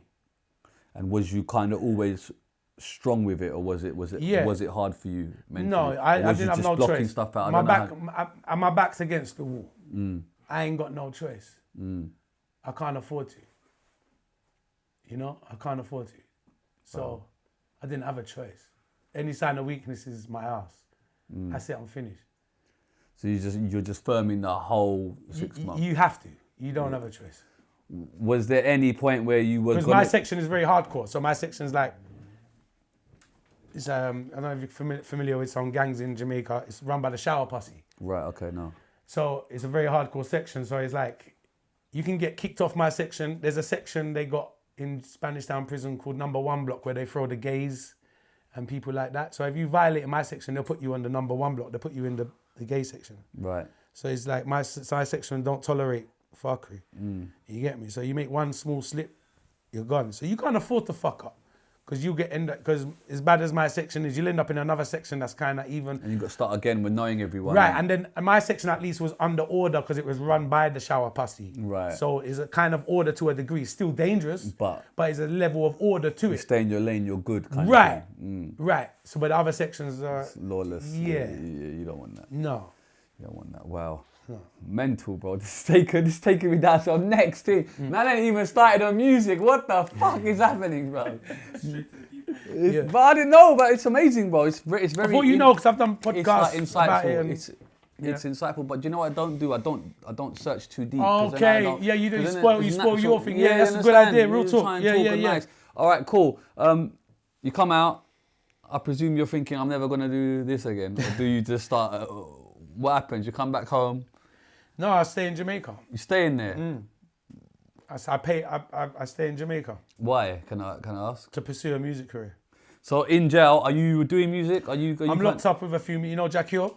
Jah Cure, yeah, come on. I'm in jail with Jah Cure. Oh, swear. My first ever That is fucking mad. This is mind-blowing. My first ever performance in Jamaica. The first time I performed in Jamaica was in prison with Jah Cure. Wow. On Easter Monday stage show.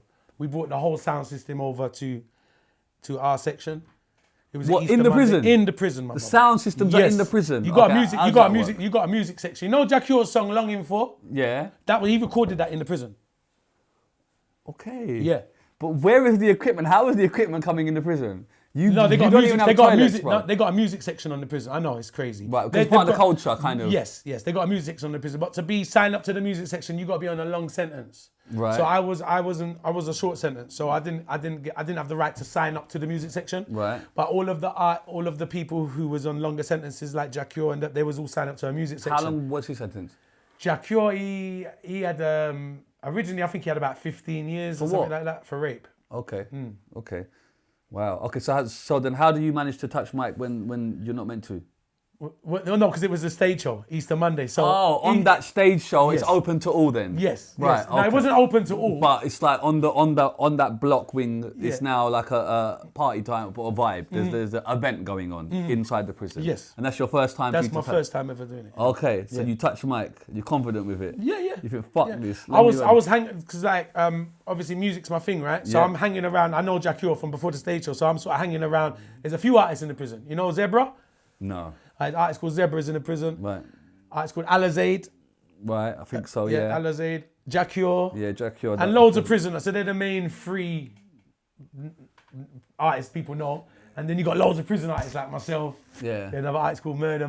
You have this artist. Like, there's loads of prison artists. Yeah. You know? So kind of to pass time, you lot always spitting lyrics. Yeah, and so just- us prison artists all hang around, and artists hang around artists, so we'll hang around each other in the, like when we get a couple hours in the Building day. the we'll be- vibes, Yeah, chatting some lyrics, whatever. So Jah Cure was familiar with me spitting lyrics from before the show. So I helped them set up the show. I would help them carry the speakers from the music section to my section. So the stage show was held on my section. Okay. So I helped them set it all up. Right. So we had the early part of the Sick. dance, and then it's live bands, by the way. Yeah. Full live bands. Mental. Like my mate from Hackney's playing the bass. What is he a prisoner in there? Yes. Right. Okay. Yes, all prisoners. Right. All prisoners. Right. All prisoners. Mental. Full live band show. Yeah. And I'm on the stage. I already performed earlier. So I performed earlier when they was playing records. So we just set it up. And it was hardly any crowd there. Like, people just started performing just to test that everything's working sort of thing. So I performed there. I didn't think I'd get a chance to perform on the main show because the main show is for Zebra and Jah Cure, and they got live bands and they've rehearsed their set. It's all rehearsed and Yeah. everything. It's a big rehearsal set, you know? Yeah. So I'm on I remember I'm like side stage taking in the show, and they're playing Jah Cure and Zebra performing together because Jah Cure and Zebra had actually a tune together and they was performing it, I remember. And they were playing the Bob Marley rhythm, Creeper. Dun, dun, dun, dun, dun, dun, dun, dun, dun, dun. Yeah. And Jah Cure turned around, he saw me on the stage and says, "Come here," and calls me up on the stage and I perform and the whole crowd goes crazy. Now, Sean Paul's father, before you cut in, you know Sean Paul obviously, his father was in the prison at the time. He was on the other side of the prison washing his plates. So he wasn't actually at the stage show. So the capacity of the whole prison is like 1,800 people. There's 400 people on my section. This stage show, the whole 1,800 people's on my section on this day watching the show. Sean Paul's father wasn't at the show. He was washing his plates at the time. And he heard people running around saying, "Yo, the white man, I mash up the place. The white man, I mash up the place." So he drops his plates and runs over to the stage to see which white man, because I'm not the only white man in the prison. So he sees me mashing up the stage. So he was like locked up opposite me. But I never talked to him for the whole sentence. Like, Sean wasn't the superstar he was now. Yeah, of course. Give Me the Light wasn't even out yet. Yeah. And to be honest with you, I'm in prison. It could be Michael Jackson's dad. I don't care. What's his dad in for, may I ask? Driving on a suspended license. So he was only doing 6 weeks. Right, okay, cool. He was doing 6 weeks for driving on a suspended license. Right. Yeah. So he comes up to my cell after and he says, "Ma, you're bad. You remind me of my son." And I was like, "Oh, thanks." Then I started talking to him next day. We had a talk and he was actually getting released 2 weeks before me. So I was telling him, "Oh, I want to stay in Jamaica, work on my music." So he's the one that made it possible for me to stay in Jamaica. Right. So Sean Paul's dad. Sean Paul's dad. Wow. R.I.P. Garth Henriquez. He passed away a few years ago. Great guy. Yeah. Amazing. Like he was a very detrimental and instrumental part to the early part of my career in Jamaica. He got released 2 weeks before me.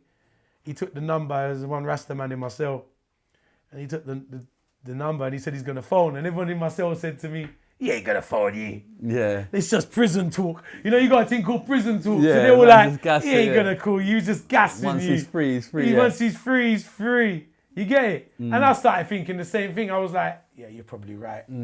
He ain't gonna call He me." called, didn't it? He called. Come on. 1 week after, like a week's gone. Didn't hear nothing. About 1 week, he called. He said, "Yo, it's Tugg, it's for you." And he puts me on the phone to Sean.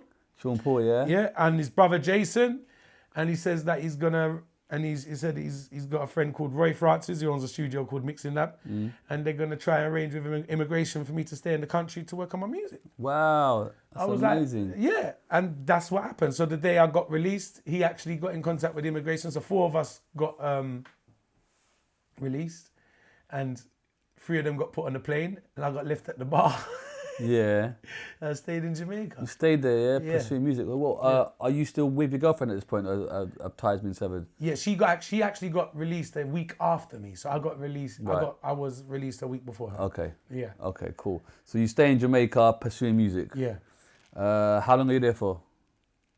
Well, how long did I stay there for? Yeah. Years. Stayed there for years? You just lived there? For a while. Yeah. UK, no. No, I stayed there for a good 2-3 years. Did you see your mum and dad then coming out? Well, no, I spoke to my mum and dad. No, Right. I didn't see them till I come back to England. And you told them you're there, you're pursuing yeah. music. And R.I.P. Papa War, my dad was making it possible for me to stay in Jamaica because, as you know, I was selling weed from young, and I had a weed business, I had a weed base in Hackney. So my father was running that for me. Swear? Yeah. Okay. So my father became like one of the most notorious high-grade dealers in England. Okay. So my dad's selling weed mile a minute. But how does that conversation happen then, bro? Because you're smuggling, and then you say, "What, Dad? I need you to take." Well, we was already involved. Like Oh, you your pops as always. Yeah. Me and Pops are like. Well, I used to run the business, the weed business, but Pops, we smoke weed together. He's aware of everything what's going on. Yeah. You know, he'd do it sometimes for me in the house. So it was a family kind of thing, you know. Okay. Yeah. So we was close like that. My dad was like my best friend. Okay. Yeah. So is he like funding you whilst you're out there then? Yes. Okay. Yes. Big love. My dad's Come on, selling me man. like £500, £1,000 a week. Come on. Because we're making a lot of money on the Father's love weed. is a father's love, he's bro. like, because my dad sold weed mile a minute to support me. Come on. Mile a minute to support me. And you're out there just making tunes. Yeah, so it was the most, like, that's what made me like, I had to make something of myself over there because my dad's putting all of, my dad put his life on the line. Yeah, for you. My dad's selling weed in Hackney in a very dangerous area. People are trying to run up on him. You know, Rubber Man, I tried to... Hackney, well, the murder mile was infamous, wasn't it? Yes. I mean, he ended up nearly chopping guys' hands off and everything. Really? Yeah, he had a very hard time. You know what I mean? Yeah, very, very hard time. And he did that for you? Yes. Come on, man. Yes, that's because he believed. And you know, you're talking about a Greek man who has no knowledge of reggae music at all, but believes in his son. In his son, that's it. You know? So he does, you know, he got to know a lot about it. He really got into it because I was in it. But he had no knowledge of it. But he really believed in what I was doing. And if it weren't for that, I wouldn't have a career. For real? Yeah. All right, so you're out there recording music. Yeah. Making tunes. Yeah. Bringing them out there, releasing them. Yeah. Is that Sean Paul's dad helping you throughout this whole period? Sean Paul's dad took me to my first stage show. Right. Is Sean Paul there as well? Is he still... I met Sean, but I wasn't. He was very busy at the time. I met Sean. I done a studio session with Sean. I recorded a song for him before. Yeah. I met him when he was finishing off his Dirty Rock album. Yeah. He was just finishing off it. I remember when I first met him, he played me Get Busy and all of the hits before they got released. Could you like sense that they were going to be as big as they were? Yeah, I could sense he was onto something. Yeah. I could sense he was onto something. And me and him never really had got time to vibe. He was very busy. He was finishing his Dirty Rock album. But his pops was with you frequently? Yes, every day. He was like my manager. Oh, wow. Yeah, his dad was like manager. So that must have been good because if Sean's doing it and blowing, then you're thinking Yeah. pops can really... Yeah. Okay, so you're really on the cusp here, aren't you? Yeah, exactly. Okay. Yeah, literally. And he's pushing the tunes out there. He introduced me to some big producers. So the first big studio I went around, Mixing Lab studio. We got Roy Francis from Mixing Lab, and my first studio I hung around and the first man to produce my records. And it's like one of the main studios in Jamaica. So Sean's dad, Garth's introduced me to Mixing Lab, and I've started recording my Mixing Lab on some big rhythms with other artists on them, and they start getting played on IRI FM, which is the main station in Jamaica at the time. So I remember being like about a month out of prison, 2 weeks out of prison, about 2 weeks to a month out of prison, I recorded my first song, and within a few weeks it was playing on the radio. So I'm driving, I'm like out of prison, hearing my first, it was unbelievable. That's amazing. Yeah. And then just being like a white Jamaican MC, how was that impactful over there? Because I presume it's something different for the audience out there. You know what? Jamaica is the most honest country in the world when it comes to music. And I would tell you this, that it doesn't matter what colour you are. Okay. You have a goodie or not.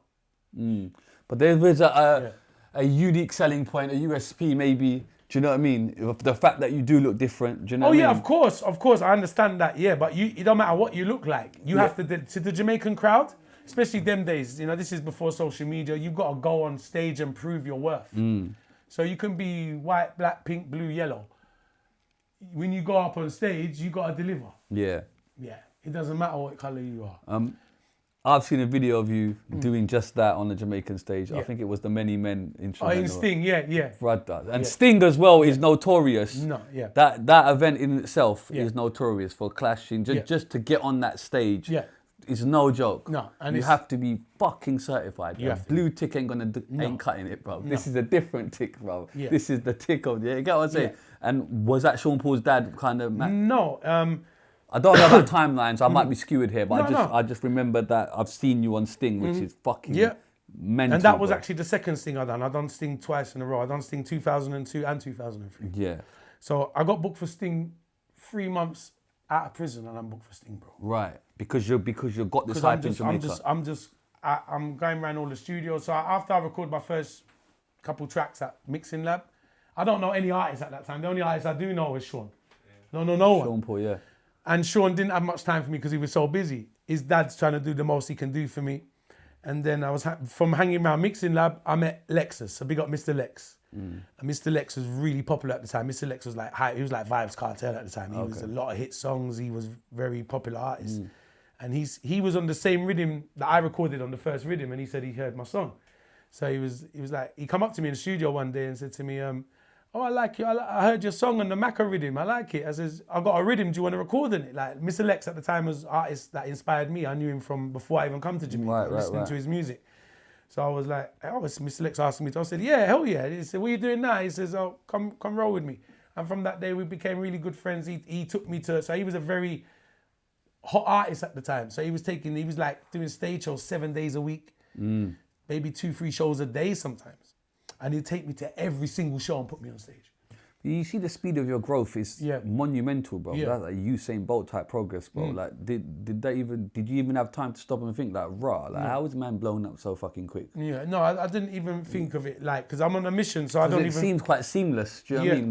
Whereas it's not though, is it really? No, it's a lot of... Do you get what I'm saying? Yeah. So, and can I just ask, why is Sean Paul's dad not managing Sean Paul? Just out of curiosity. Because Pops is gonna, do you get what I'm saying? Or is there... I think Sean already had another manager. I don't know. I don't want to get into the family politics between them. We'll just put that out there. Just sort of hearing it, like, hold on, Pops.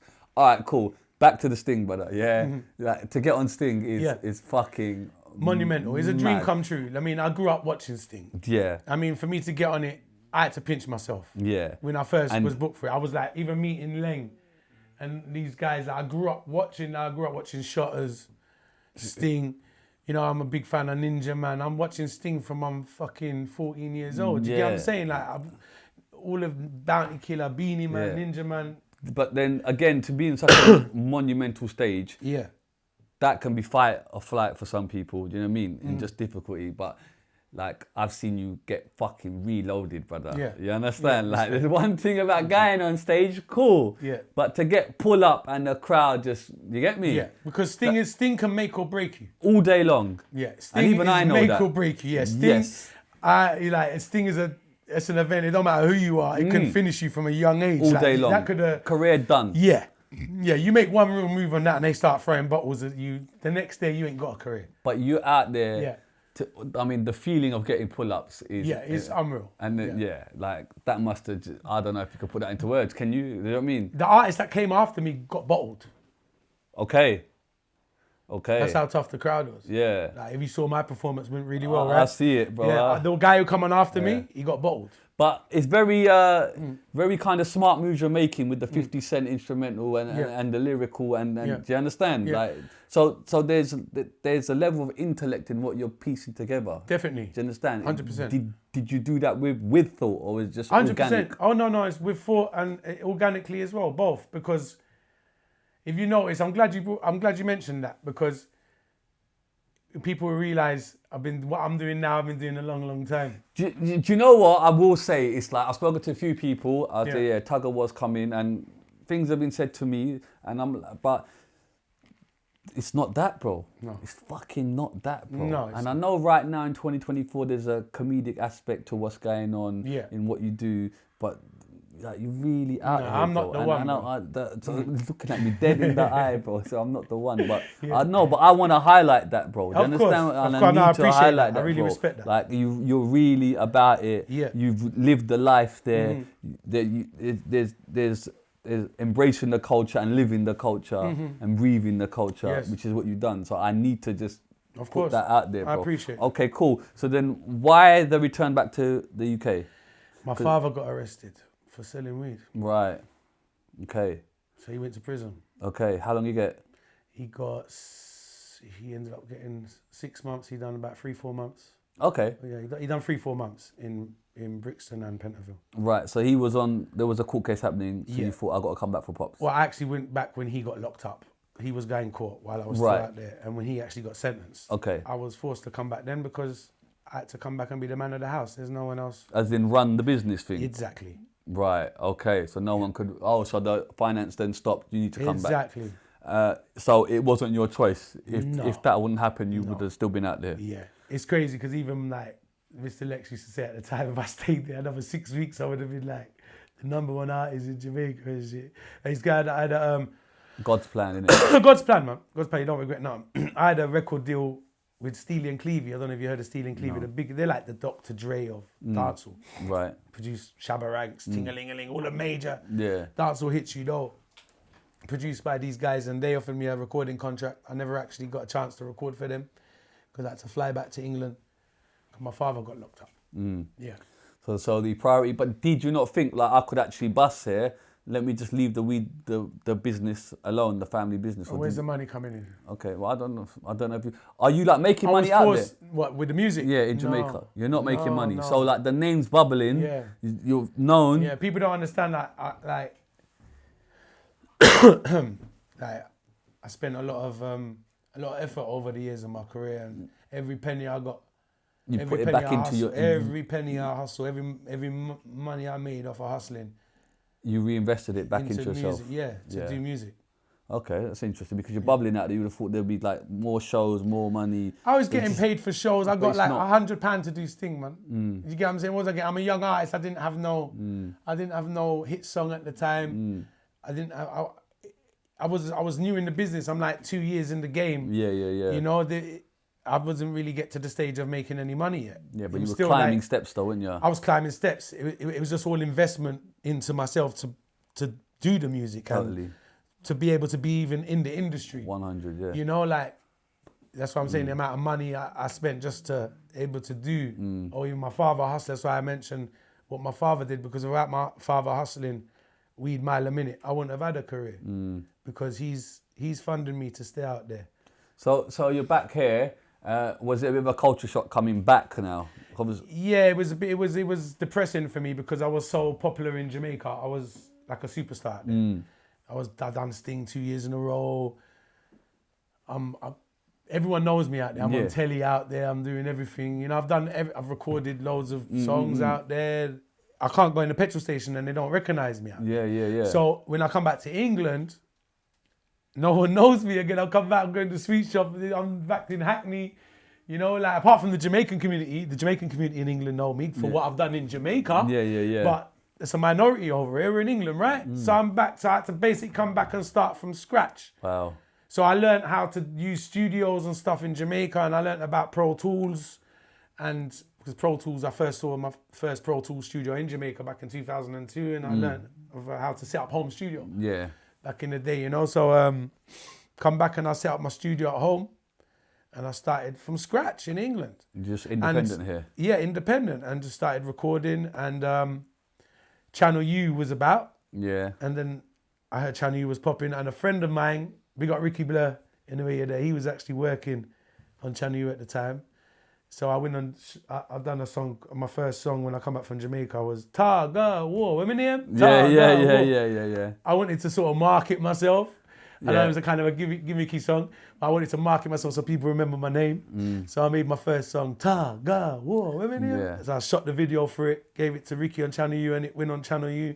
And that was the start of me building up my career. I had to basically start from scratch over here. Scratch. Yeah, and that was the beginning. And then where are you with Sean Paul's dad now? Because We're very good friends. We stay in contact. but he's not really managing you. Is No, he no, not, he- is he not he- saying come he back only- like we can?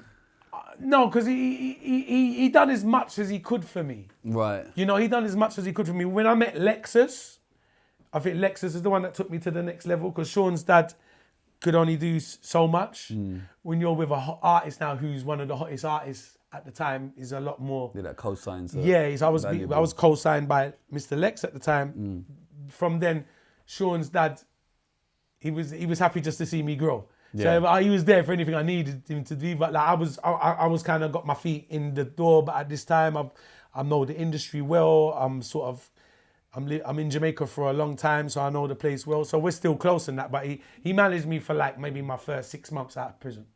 Right, but your dad gets 6 months, you say, in prison? 3 months? Yeah, about that. Yeah, So 4 months. after that time, when he comes home, do you not want to then go back to Yeah, resume? of course. Is that what happens? No, because what happens is I get thrown in the deep end, don't I? Because, remember,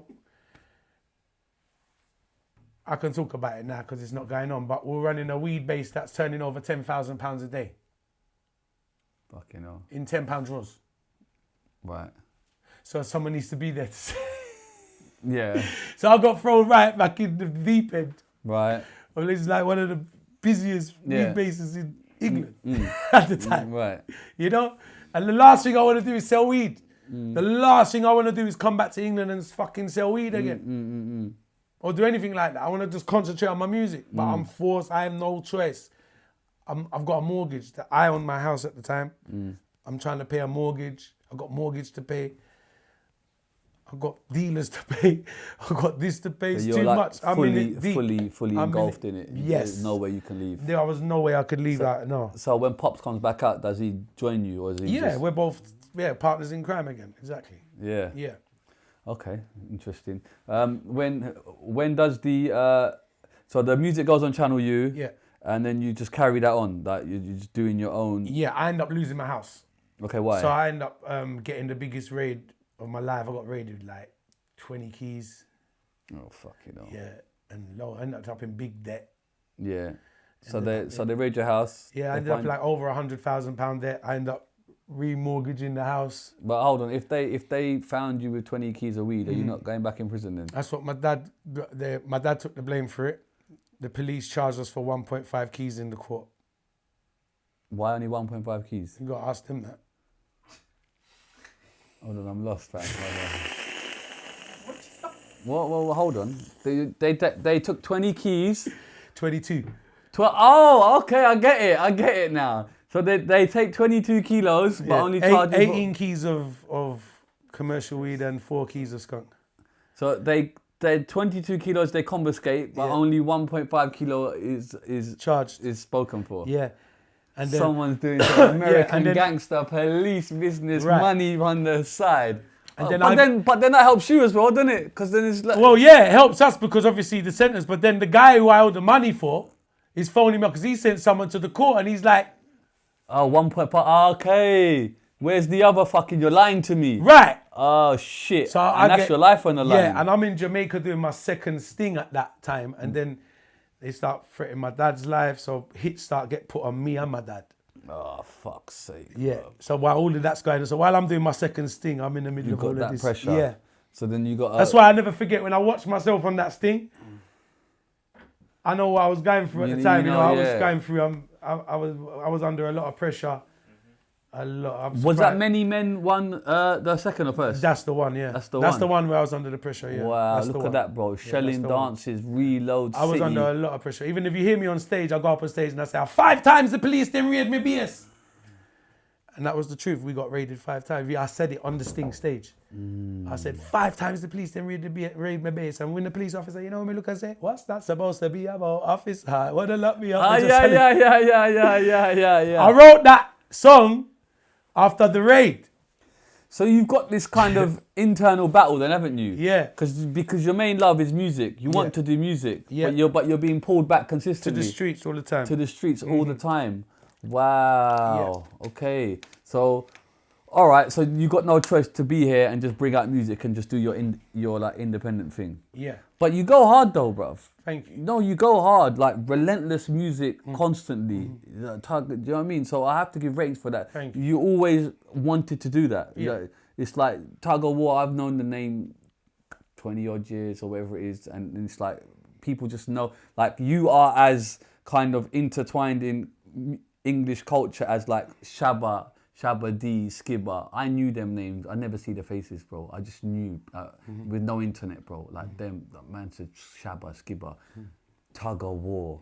So it's nice that I have to say that, Respect. bro. No, I mean that, Thank you. bro. You know Thank what I mean? What are the highlights of your You got kind? Shabba and Skibber. Always. Shabba's coming here soon. I got Is he? Yeah, it's my boy. Telling man. me done a podcast Come with me. on, I man. grew- He signed that all there still. He'll see it, Shabba, bro. Shabba knows me from 14 years old. Yeah, come on, man. Me and Shabba run around, do a lot of music Yeah, together. he was Nightingale Estate, wasn't he? Yeah, I know. yeah. Listen, brother, I know. We got Shabadini, you know. Come on now, Come he's on. coming here, but we signed all. He's been here before. Yeah. He's recorded. But okay, so what are the highlights of your kind of musical career that you could say like that you really look back on and say, yeah, man, minus the Sting, because the Sting is like Sting's that's one of my like biggest Everest. highlights. That's Yeah. Everest. We Yeah. can't even talk about that. I'm Yeah. talking about here in the UK, kind of.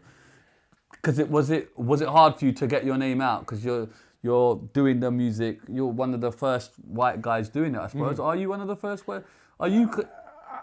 What do you mean? Doing dancehall? Yeah. Well, you had Dominic was doing it before me from the Okay. 80s, but Dominic's from the 80s, so he's a whole different era Yeah. from me. He's like a generation before me. Yeah. Yeah. But So after Dominic, it's just me actually. he's one of the first, isn't it? Yeah. How was that in the UK? Kind of white guy doing the dance hall.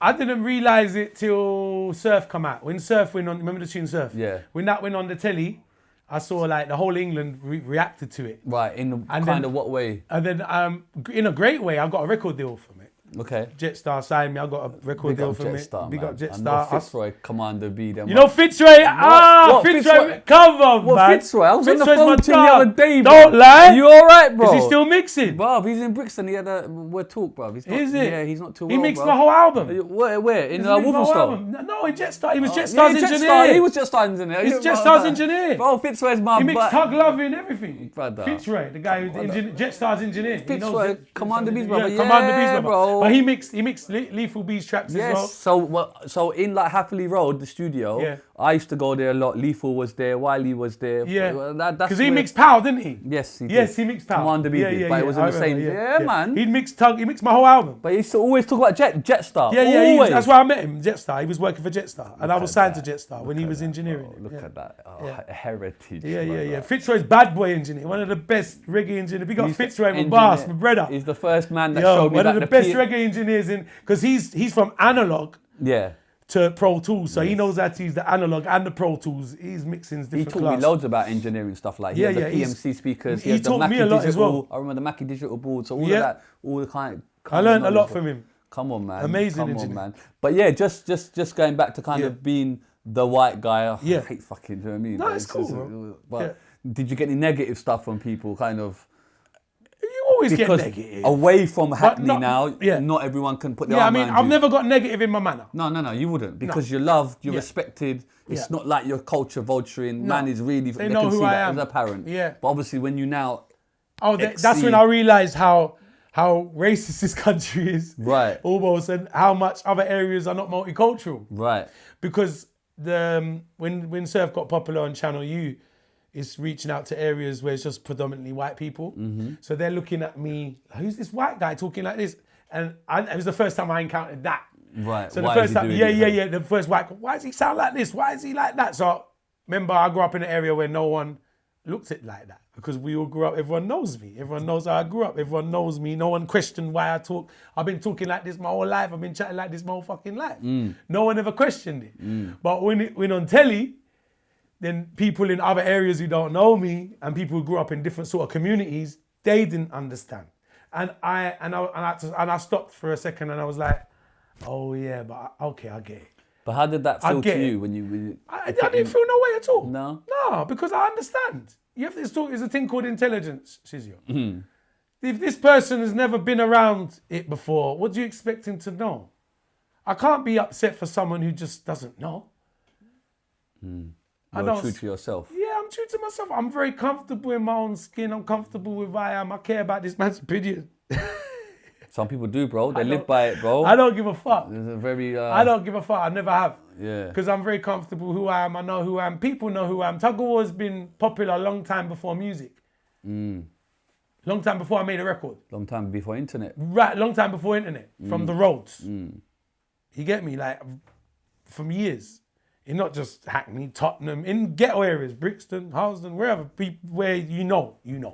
But like, so when it got to when the videos goes on the telly now, and the majority of England now say white England see this white guy, I don't expect them to get it.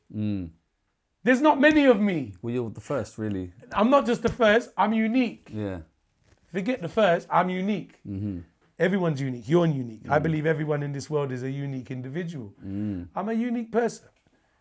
My upbringing is different, my surroundings is different. I'm not the average white guy from even Hackney. So I don't expect people to get it. So for me to expect people to get it would be stupid. What, you don't know? Well, that's ignorant. So I understand it. But then I appreciate if people, and they look into me a bit more, they'll understand. Yeah. But then you've also got the kind of flow changes, kind of English and then into the patois, and you're very versatile in what you do, which is another extension of how great you are. Do you know what I mean? Thank you, man. No, I mean that. No, I mean respect. that because I'll be watching your freestyles like, yo, man, just rap and just what, and then just boom, boom, boom. Yeah, it's natural to me. It is natural. Yeah. Is it still natural to you? 100%. Yeah? Oh, yeah. Do you think this is nature or nurture? Do you think this is just something you're born with? Or do you think you can... Oh, it's definitely a skill I'm born with. Yeah. Definitely something I'm born with. Yeah, I've been musically inclined from a very young age. And I've been magical on the microphone from a very young age. Even, we got my friend Simeon.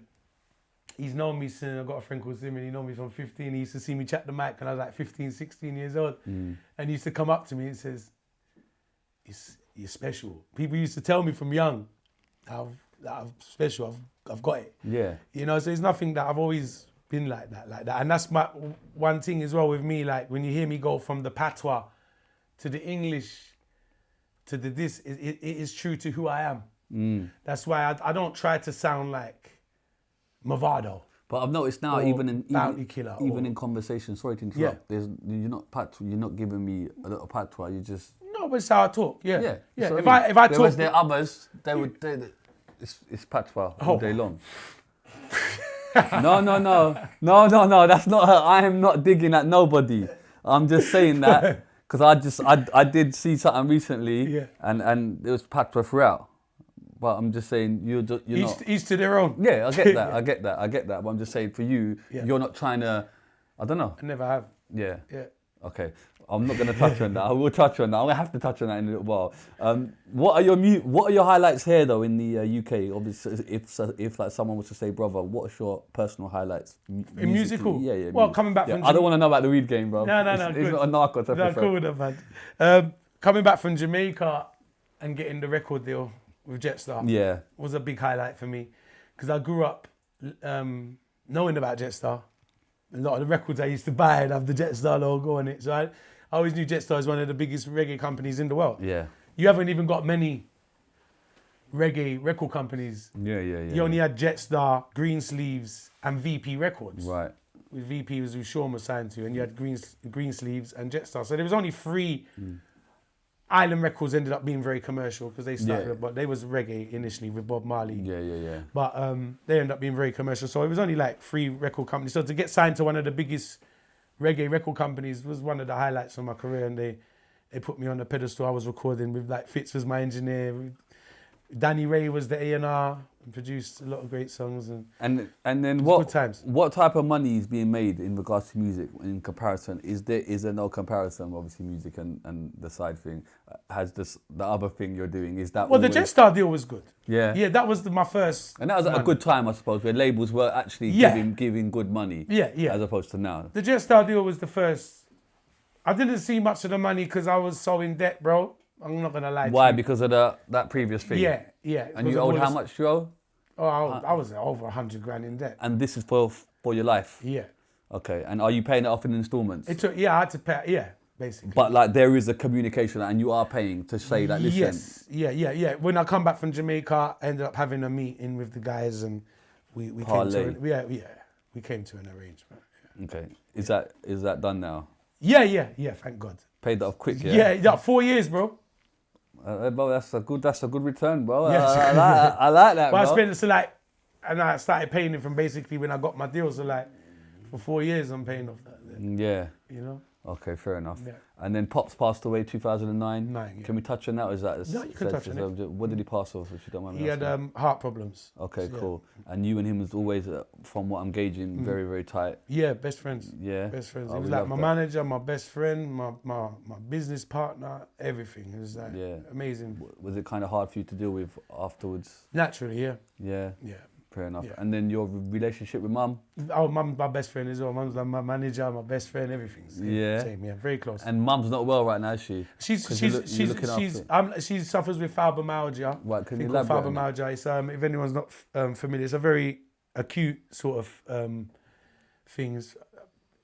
People probably hear more and more about it now as well. It's different people get it worse. Some more severe than others. So it's like basically, you know, when you get the flu and you're achy and painy all the time, people with fibromyalgia can feel like that on a daily basis. Right. Sometimes it can be to the point where they can't get out of bed. Right. If it gets really bad, you know, so it's bad days, and there's no real cure for it. Yeah. There's no actual cure for it, so it's something that many people have to live with. So are you a carer for mum? I'm not an official. I'm not. No, but I care naturally. Yeah, I'm not a registered carer. no, fair enough. Fair enough.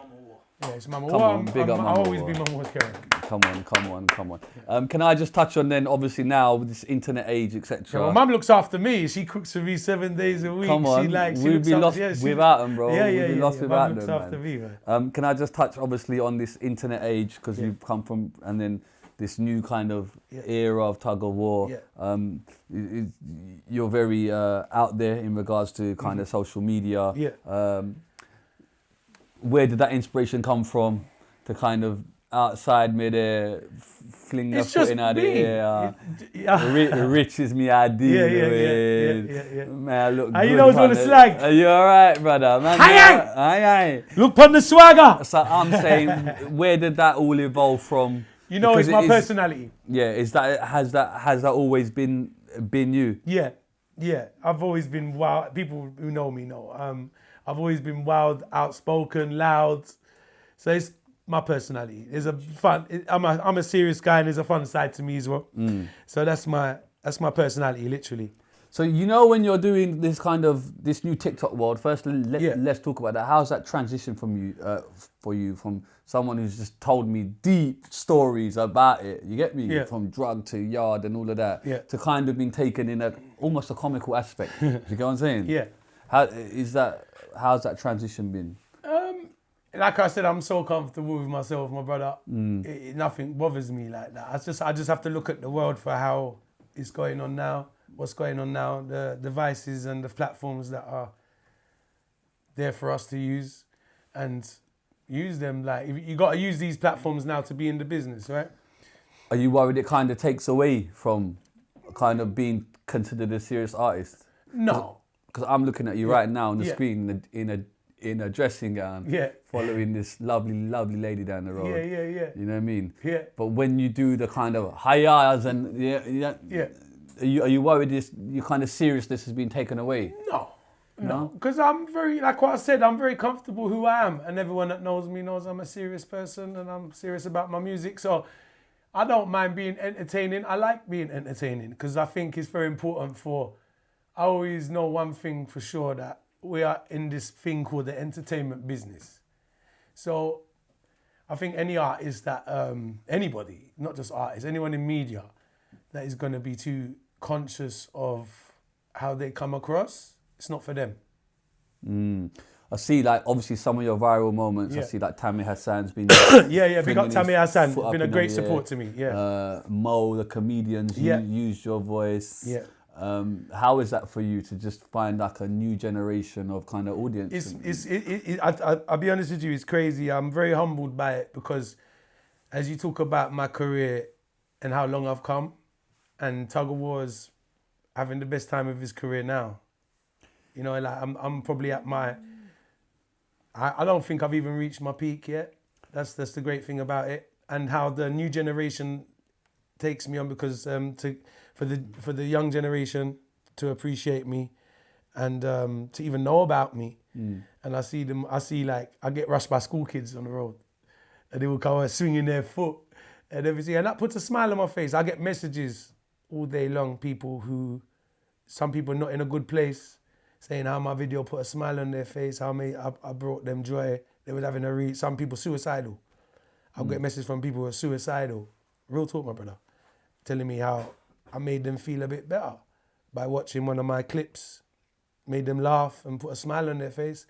And I am an entertainer. So if I can put a smile on people's face, that's amazing to me. So I think TikTok's been absolutely amazing. All of these platforms for people to see me. I don't look on the negative side on it because there ain't none. There's only positive I see. You know, if I can put a smile on people's face, like I said, and I don't believe in anyone taking themselves too serious. You know, I'm not a fan of anyone who takes themselves too serious. You know it's like life's too short for people to take themselves too serious. But you know, like dancehall artists, there is a certain persona that's got to come with that when you know what I mean? When you're not... Well, everyone's an individual artist. You know, I wouldn't say a dancehall artist has to have a specific... No, I'm not saying that, but the general consensus would be, if you're coming from that, there's a bit of, I don't know, more cool factor. I don't know, the respect, cool factor. And it seems like you're tearing down the boundaries. You're like, fuck that, bruv. Because I'm comfortable who I am. Yeah. I don't care about people's opinions. I'm very comfortable who I am. I'm very comfortable in my skin. I don't care about people's... opinions everyone's entitled to opinion. It's like music. I was talking to Tones the other day about music. I said some people are really good at listening to the song. Some people are not good at making music, but some people, their talent is listening to music. Like we talk about even great engineers like Fitzroy. Fitzroy is not an artist, is he? But he's a great engineer. The way he hears music is some people's talent is hearing music. And some people's talent, some people just can't hear it. Yeah. So some people just can't hear it. And same thing with everything else in this world. So someone's opinion is that person's opinion. Is this the most enjoyable part of your career? 100%. If you were to put in chapters? Yeah. I'm having a field day. Can you pinpoint that as to why?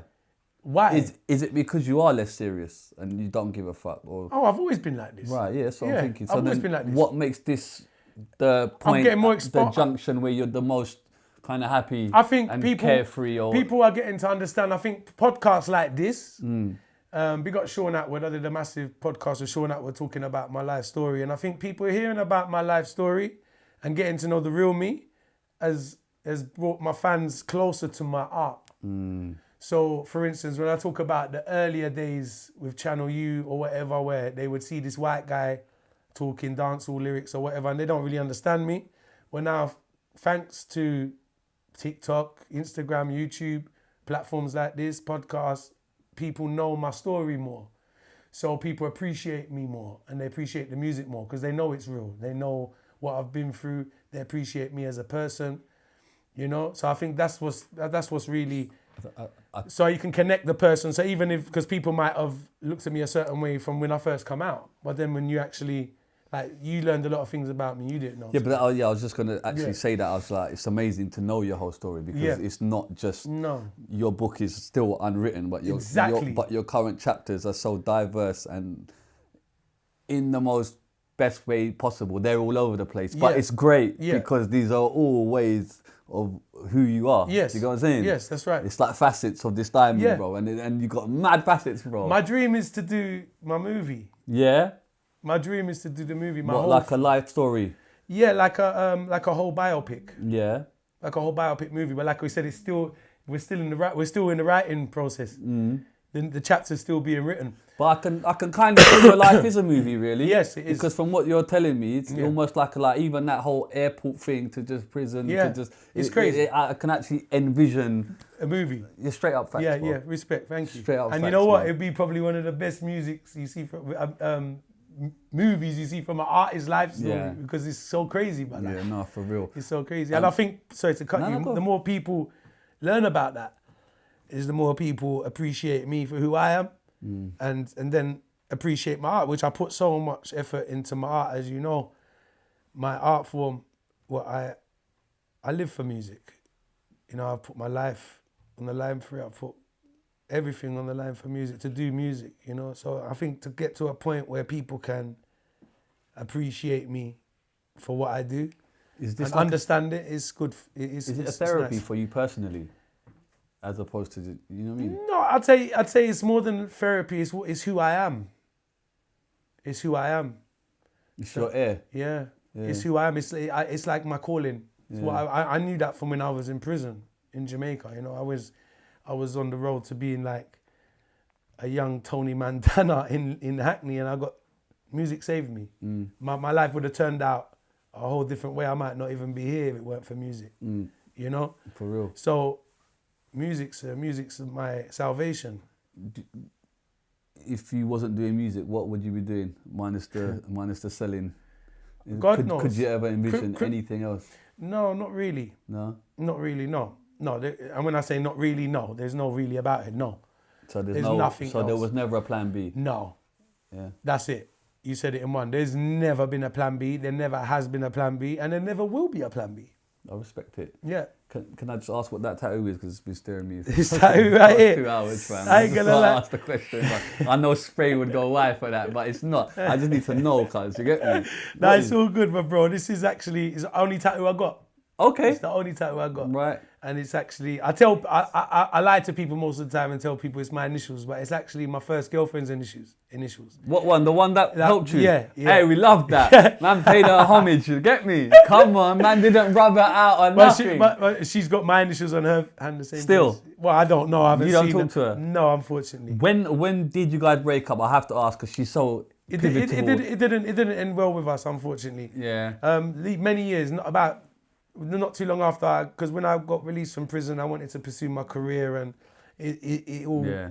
She wanted different things. I wanted different things. So we just. Have you got children? If you don't mind me asking. I've got one child. Yeah. Yeah? Yeah. Okay, cool. And how's like fatherhood for you? Yeah, great. Yeah. Great. Yeah. Is it the same as you and your parents? Are you trying to? Oh yeah, I do the best I can. Yeah, do, come on. Yeah, So come that is her, yeah. Yeah. Come on, we love that. I do have to ask. Obviously, we've had MDOTR here, and there's Xtreme was on Spray's show, and there's a whole, I don't know what you want to call it, topic of the month about white artists, and then just the fact that Jamaican kind of, you know, it's a topic of discussion. Yeah. Obviously, you one of the forefathers of this. Where do you weigh in on that kind of artists that are not from Jamaica, obviously? I wish everyone the best of luck with their careers. Yeah. What reggae music's, dancehall music's for everyone. Yeah. You know, my thing is, I think everybody should show the right respect to the culture. Mm-hmm. That's my. Are only you thing. seeing that respect being shown No comment. in your eyes? No comment. No comment, you know. Okay, fair enough. I'm not joining the circus. With No, that. but it's not a circus. It's an opinion me, it because you are taking the whiteness aside. Yeah. You are a veteran. Yeah. You understand? Of course. It's not like you haven't earned your stripes. Yeah. You're talking Prison Jah Cure, you're talking Sean Paul's dad, you're talking Sting stages, you're talking Jetstar. Yes. That's no joke, bro. No. The colour aside, it's got nothing to do with Nothing. it, bro. That, exactly. So you've Thank you. earned your stripes to have an Exactly. opinion in this. Yes. You understand? Yes, absolutely. So that's another reason I'm asking No, you. no, I respect that. And I you can respect still that. no comment it, And, but- no, I'll tell you why it's not really no comment, because there's nothing for me to comment about. There's not. I need to see artists that I know that do well, have got accolades and hit songs and similar. But when you see songs like Turn Red going absolutely viral. I never heard the song. Oh, come on, bro. I never heard it. Don't do that. I've never heard it in my life. Honestly, I'm not gonna lie to you. But why? Because he's blocked me. I haven't heard anything. I don't hear. I don't look. If I'm not Okay. interested he's in something, blocked you. I'm not. If I'm not interested in something, Why has he I don't blocked look. you? Is I there don't any? know. I genuinely don't know. I am not shit stirring. I swear to God, I Yeah. don't know. I didn't ask him about you. Yeah. Yeah. But why has he blocked you? No idea. But you've never heard Turn Red. Come No, on. I haven't. Bro, you I can't haven't. I'm avoid gonna it. lie to you. I've never heard it. I've heard a clip, maybe 5 seconds. I've Okay, heard but 5 seconds. Would you not want to just hear it just for the No. what is going on here? Like, let me just as someone from the culture, if the song is blowing up to a certain degree. I didn't like it. I heard the 5 seconds. I turned it off. Okay. I'm gonna have to comment on Xtreme. Who's I said, that? who's that? Who's that? No. Okay, cool. This is I don't cool, know man. any of these Just guys. pump the brakes, bro. Man, who's that? Bro, it's cool. I have to ask, you get me? He went on RTM recently and he specifically said things about you. Okay. He said he's a crackhead. He said whatever. He wasn't talking fondly about you. He's a white artist from Birmingham, I believe. So he did say that. Any comment to make? I don't know why. It's the history here. People say. Oh no! I'll actually go and say that first. People do desperate things when they're looking for attention, and they say silly things when they're looking for attention. My thing about music is that you have to actually do the work. Like you said with me, I've done enormous amount of work. Undeniable. Undeniable amount of work. Facts. So I can't even pay attention to such comments because it's coming from somebody who hasn't done any work. He did say you told him to suck his mother. Is this true? He did say that. It might be. Okay, cool. Yeah. No, I did actually. Yeah. You did. Yeah. Why? Well, he popped up this in a artist called Alkaline years ago. Okay. And I thought it was silly because I see someone in dancehall never done a song in their life. Who's Alkaline? Sorry, I don't know. He's I'm a not familiar. big Jamaican artist. Oh, right, okay. Like I said, anyone in the game, you can't just come in the game without... You see, if a black artist come in the game, disrespecting Beanie Man, Bounty Killer, or... You're going to check him. I'm not going to check them. People are not going to even listen to them because they haven't done anything. So how is it if a white artist does it, he's going to be taken seriously? Do you understand where I'm coming from? It's about work. Like I don't care what someone's colour is. I wish This white everybody... and white crime's got to stop. I never thought I'd say that, brother. There's no crime. There's No, no crime. but I'm saying. Yeah, I honestly wish them all the best. Like, Yeah. I haven't got nothing against any of them personally. Yeah. It's just not neither of them my cup of tea. Yeah. And not really tickle my musical fancy. At the same time, I wish them the best. Like they might have bad things to say about me. I don't even know them. No, fair enough. Yeah. I got to ask in it, bro. Yeah. Come on, bro. You're sitting there, bro. Yeah, How yeah, can yeah. I No not, bro? problem. You know what I No mean? problem. It's not a shit stir thing. No, either, no, bro. no, no. I respect that. I Just respect out of that. respect. You get me? I respect that. Let's just move on from that. Yeah. Can you just break down this Tugg movement? Tugg please? Movements Because- is my label and my Right. crew. Yeah. Yep, and we've got a brilliant artist signed to the label right now called Tones LDN, who's in the He's sitting building. right We there, got a bit Tones hairy, his LDN, music, man. Great stuff. Yeah, I was just showing you a few of his. Yeah. He's got some amazing singles. So I've had my label since 2008. So I got signed to Jetstar 2006, and they actually closed down. The deal only lasted 2 years. So by 2008, I was independent again. Everyone thought I was still signed though, because Jetstar closed down. I was the last artist Jetstar ever signed. Yeah. Mad. Ever. Mad. So found myself happened to do the business independently after they closed down. So I started my own label, Tugg Movements. I learned a lot of the music business from them. Yeah. So I learned a lot of the music business, how to release my tracks. I got a lot of contacts But with that's all DJs. changed now. Exactly. That was 15 years ago. Yeah, and I learned it from early. I learned it from record company days, you know? So I went independent then. So I learned about how to run my own label, because the main thing with me is that I was very disappointed with the business side of things with the record company. You know, you only get certain amount of percentage and this and that, and they give you a money and then you got to pay all that money back. And people getting deals from record companies like it's a good thing. You know, if you get like 100 grand back, you're in 100 grand debt. Yeah. You know, you're going to get a 100 grand deal now up front. You own that company 100 grand. They've got to make the 100 grand back before you see another penny. Do you think there's better times then or now? Now, by far, I'm making the best money I've ever made off of music. Yeah? Yeah, independently. What, with your own? Yeah. What's your main streams of revenue, if you don't mind me asking? From all round. Yeah. YouTube, Collectively, Spotify, yeah. TikTok, Facebook, shows, bookings, performances, everything. Do you think that this is a young man's game now? It's always been a young man's game, but there's no age to music. And I'm still young. Yeah. Yeah. He's young at heart, I give it that. And you fling them footing out of the air, rude man. You have to be young. So like, you've got artists, you're signing artists. Yeah. Is there any more artists that you're looking?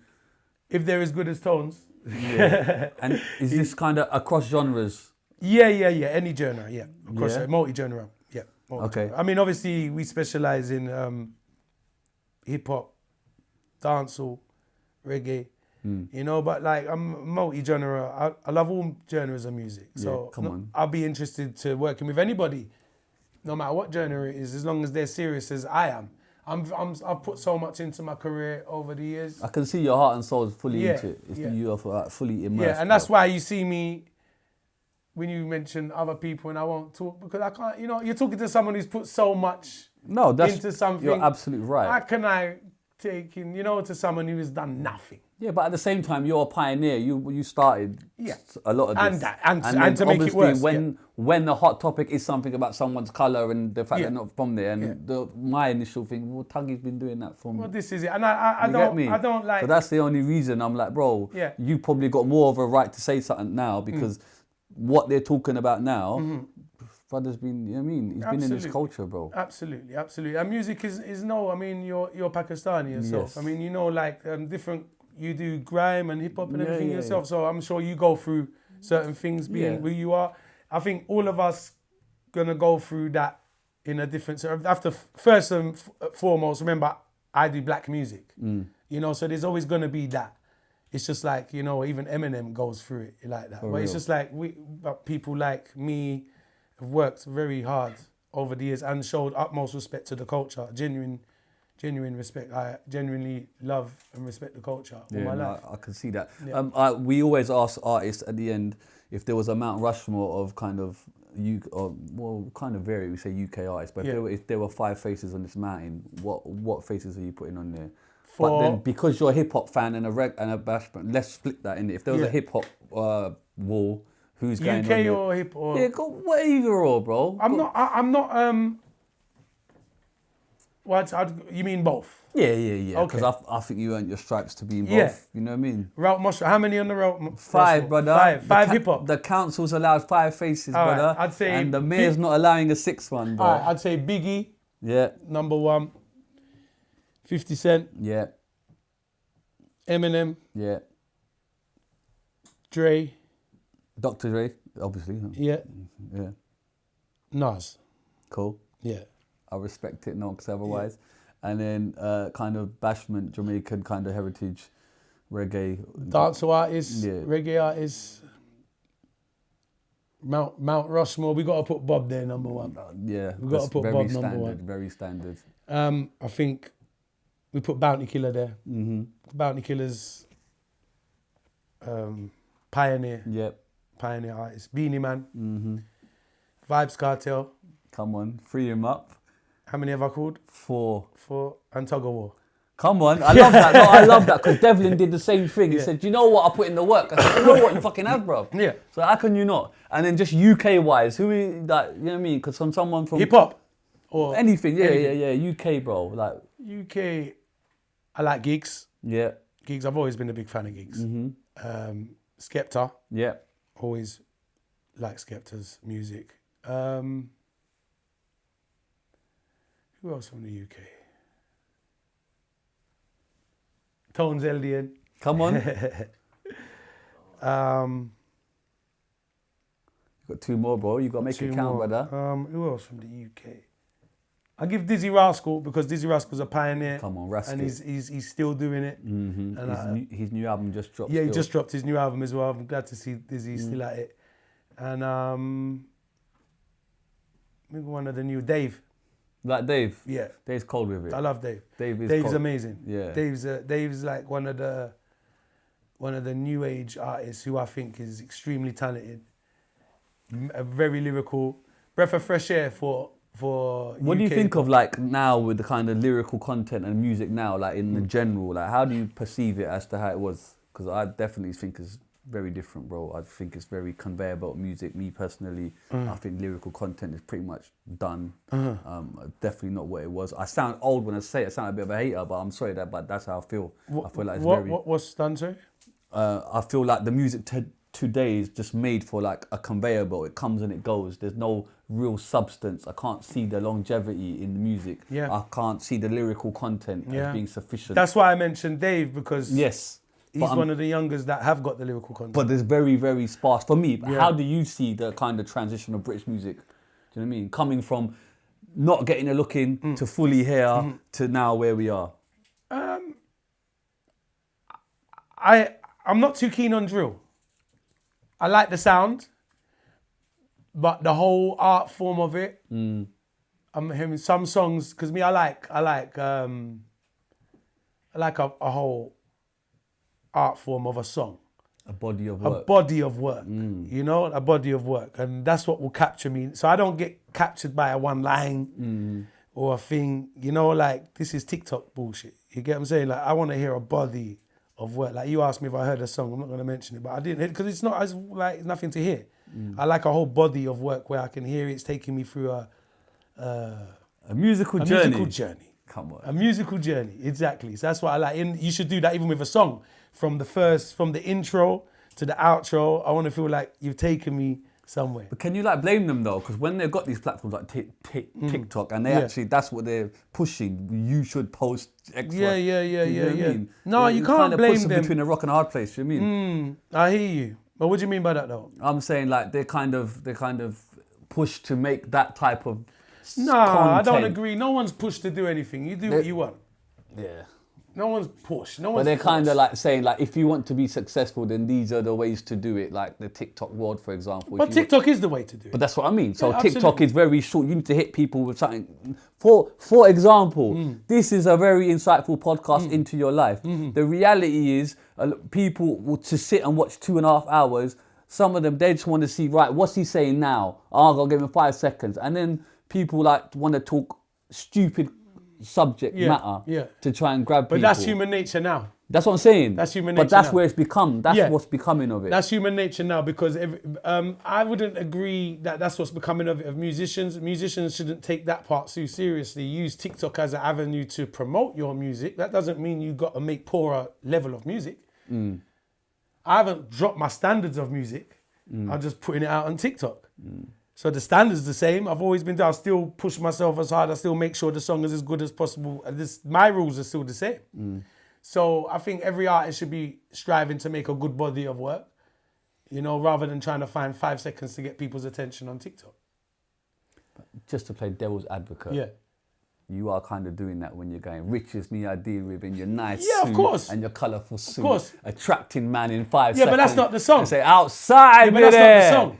You get, no, I've got to play devil's advocate. Do you know what I'm saying? Yeah. But still, you're using the formula, do you get me, of grabbing some, because you are well aware, as I'm well aware, man's not watching after 10 seconds unless I've got him in 3 seconds, 2 seconds. Right. Do you get what I'm saying? Hence the colourful suit, hence the, do you get me? Which yeah, works fantastically. Yeah, like yeah. you are actually, it is a blueprint. Yeah. So I'll just put that out there, do you get what I mean? Yeah, So you are saying that, but can you see how difficult it can be for this younger generation? But my point is that what we might be getting confused a little bit here is that I don't think it's difficult to...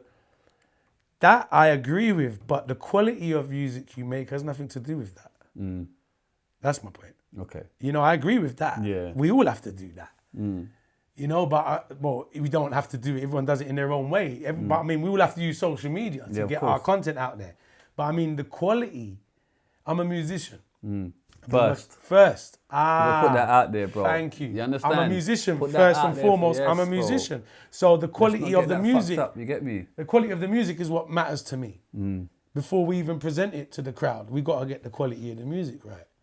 You know, so the gimmicks or whatever we use, whatever anyone does to get people's attention to listen to their music, that's beside the point. What is that's why I'm doing well now, because people getting gravitated in with my comedy or whatever they like about it that's making them laugh or whatever, checking out the music and then realizing the music's fucking good. But it's interesting, you just used the word gimmick yourself, which is not a phrase I would have used. No, but when I mean gimmick, gimmicks, your own I mean, listen, marketing strategy, yeah, which is fine. Yeah. Do you accept that that's what it is then? No, because it's not gimmicks. Okay, It's that's making someone laugh. Look, when I say gimmicks, I mean swinging my foot, making someone laugh. It's not a gimmick. I know it's not. I don't think it's a dance. I don't think it's a happy thing. But you said it. So I'm trying to clarify. Yeah, of course. It's a figure of speech. Yes, come on. Figure of speech. Are you under pressure to make them type of videos because they're so successful and they bring so much joy? I do them. You can ask my friends around me. I do them naturally when I feel like. Yeah. Everything you see me do, I get the feeling within me to do it. So what you see from Tuggawar, even when I say gimmicks, is when I feel like I'm in a gimmicky moment. Yes. So and that's me being me. I'm like that. I'm outspoken. I have outbursts. I can have my little crazy moments. Yeah. That's always been Tuggawar. My mum will tell you that. You understand what I'm saying? No, that's the kid I've got asking it because people yeah. want to ask me, bro. Yeah. So whilst you're sitting here, yeah, so it works perfect to my advantage because I can just be myself. Yeah. Do you get me? So if there must be some element of planning that, because no one just puts on a colourful suit and says, right, brother. Well, that was for the video. Yeah, okay. No, just, yeah. No, I do. Okay. I do put on my colourful suit when I'm ready. And just walk the street and just... I love it. I think it's wicked, bro. But I do. I might get up on a Saturday and one night. I might get up on a Saturday and say I want to put my suit on today. Yeah, but I'm just saying, like, because of the high volume of hits and the traffic, do you feel obliged now? Yo, man, I have to keep this shit up. No. I love that, bro. No way. I love that for When's you. the last time you see me in a suit? No, I love that for you. But I did see you in a Rolls Royce outside the estate. Riches me I deal with. Riches me I deal with. You understand, bro? I saw that shit, cuz. White one. Man on closed door. Rave! One button press and my door closed. No, but I love it. Honestly, I love it, man. What can we look forward to? Because I think, it's been, thank you so much for your time, You're bro. welcome. I think we've covered Definitely. What can we look forward to? Just more of the same? You can look forward to great stuff. You can look forward to loads of music from Tuggawar. You can look forward to Tones LDN as well. He's got some great projects coming out. Artists signed to Tugg Movements. I've got an album coming out, so I'm dropping my new album soon. Yeah? Yep. We've got loads of shows coming up this year as well. So I've got a few surprise shows I'll be announcing very soon. Be the return to Tuggawar in Jamaica soon, doing some live concerts. Yeah? Yeah, so I'll be going over to Jamaica doing some concerts. I've got some shows in Cyprus to do and some other places as well. And just more music, more fun. Check out my podcast. I put out every other week and just non-stop music. We release like 2-3 videos a week. I see you releasing videos like fucking quick, bro. Yeah. I'm like, bro, how's this guy doing this, bro? Yeah. Like, But that shows you how hard I work. I work really, really hard. I don't stop. do you find the writing natural still? Yeah, 100%. Just effortless? Because you seem there. Yeah, 100%. It's mental, bro. I see your videos, I'm like, bro, there's another one. There's another one. That's what I'm saying. It's not like you're looking at someone who's on top of his game. I'm really on top of my game. I'm really in a good space. You're getting the best music from Tuggawar ever at the moment, which I'm really excited about, and the fans are appreciating as well. You know, and I'm having a really great time at the moment. Are you happy, bro? Because you seem happy, bro. Yeah. I've never met you, but you seem... Oh, yeah, of course. That good space. Yeah. That's really poignant, genuinely, bro. Genuinely. Yeah. Genuinely. And like I haven't got no time to be not in a good space, Shizzio. I haven't got no time to be. Life's too short. No, but it's great because I can actually...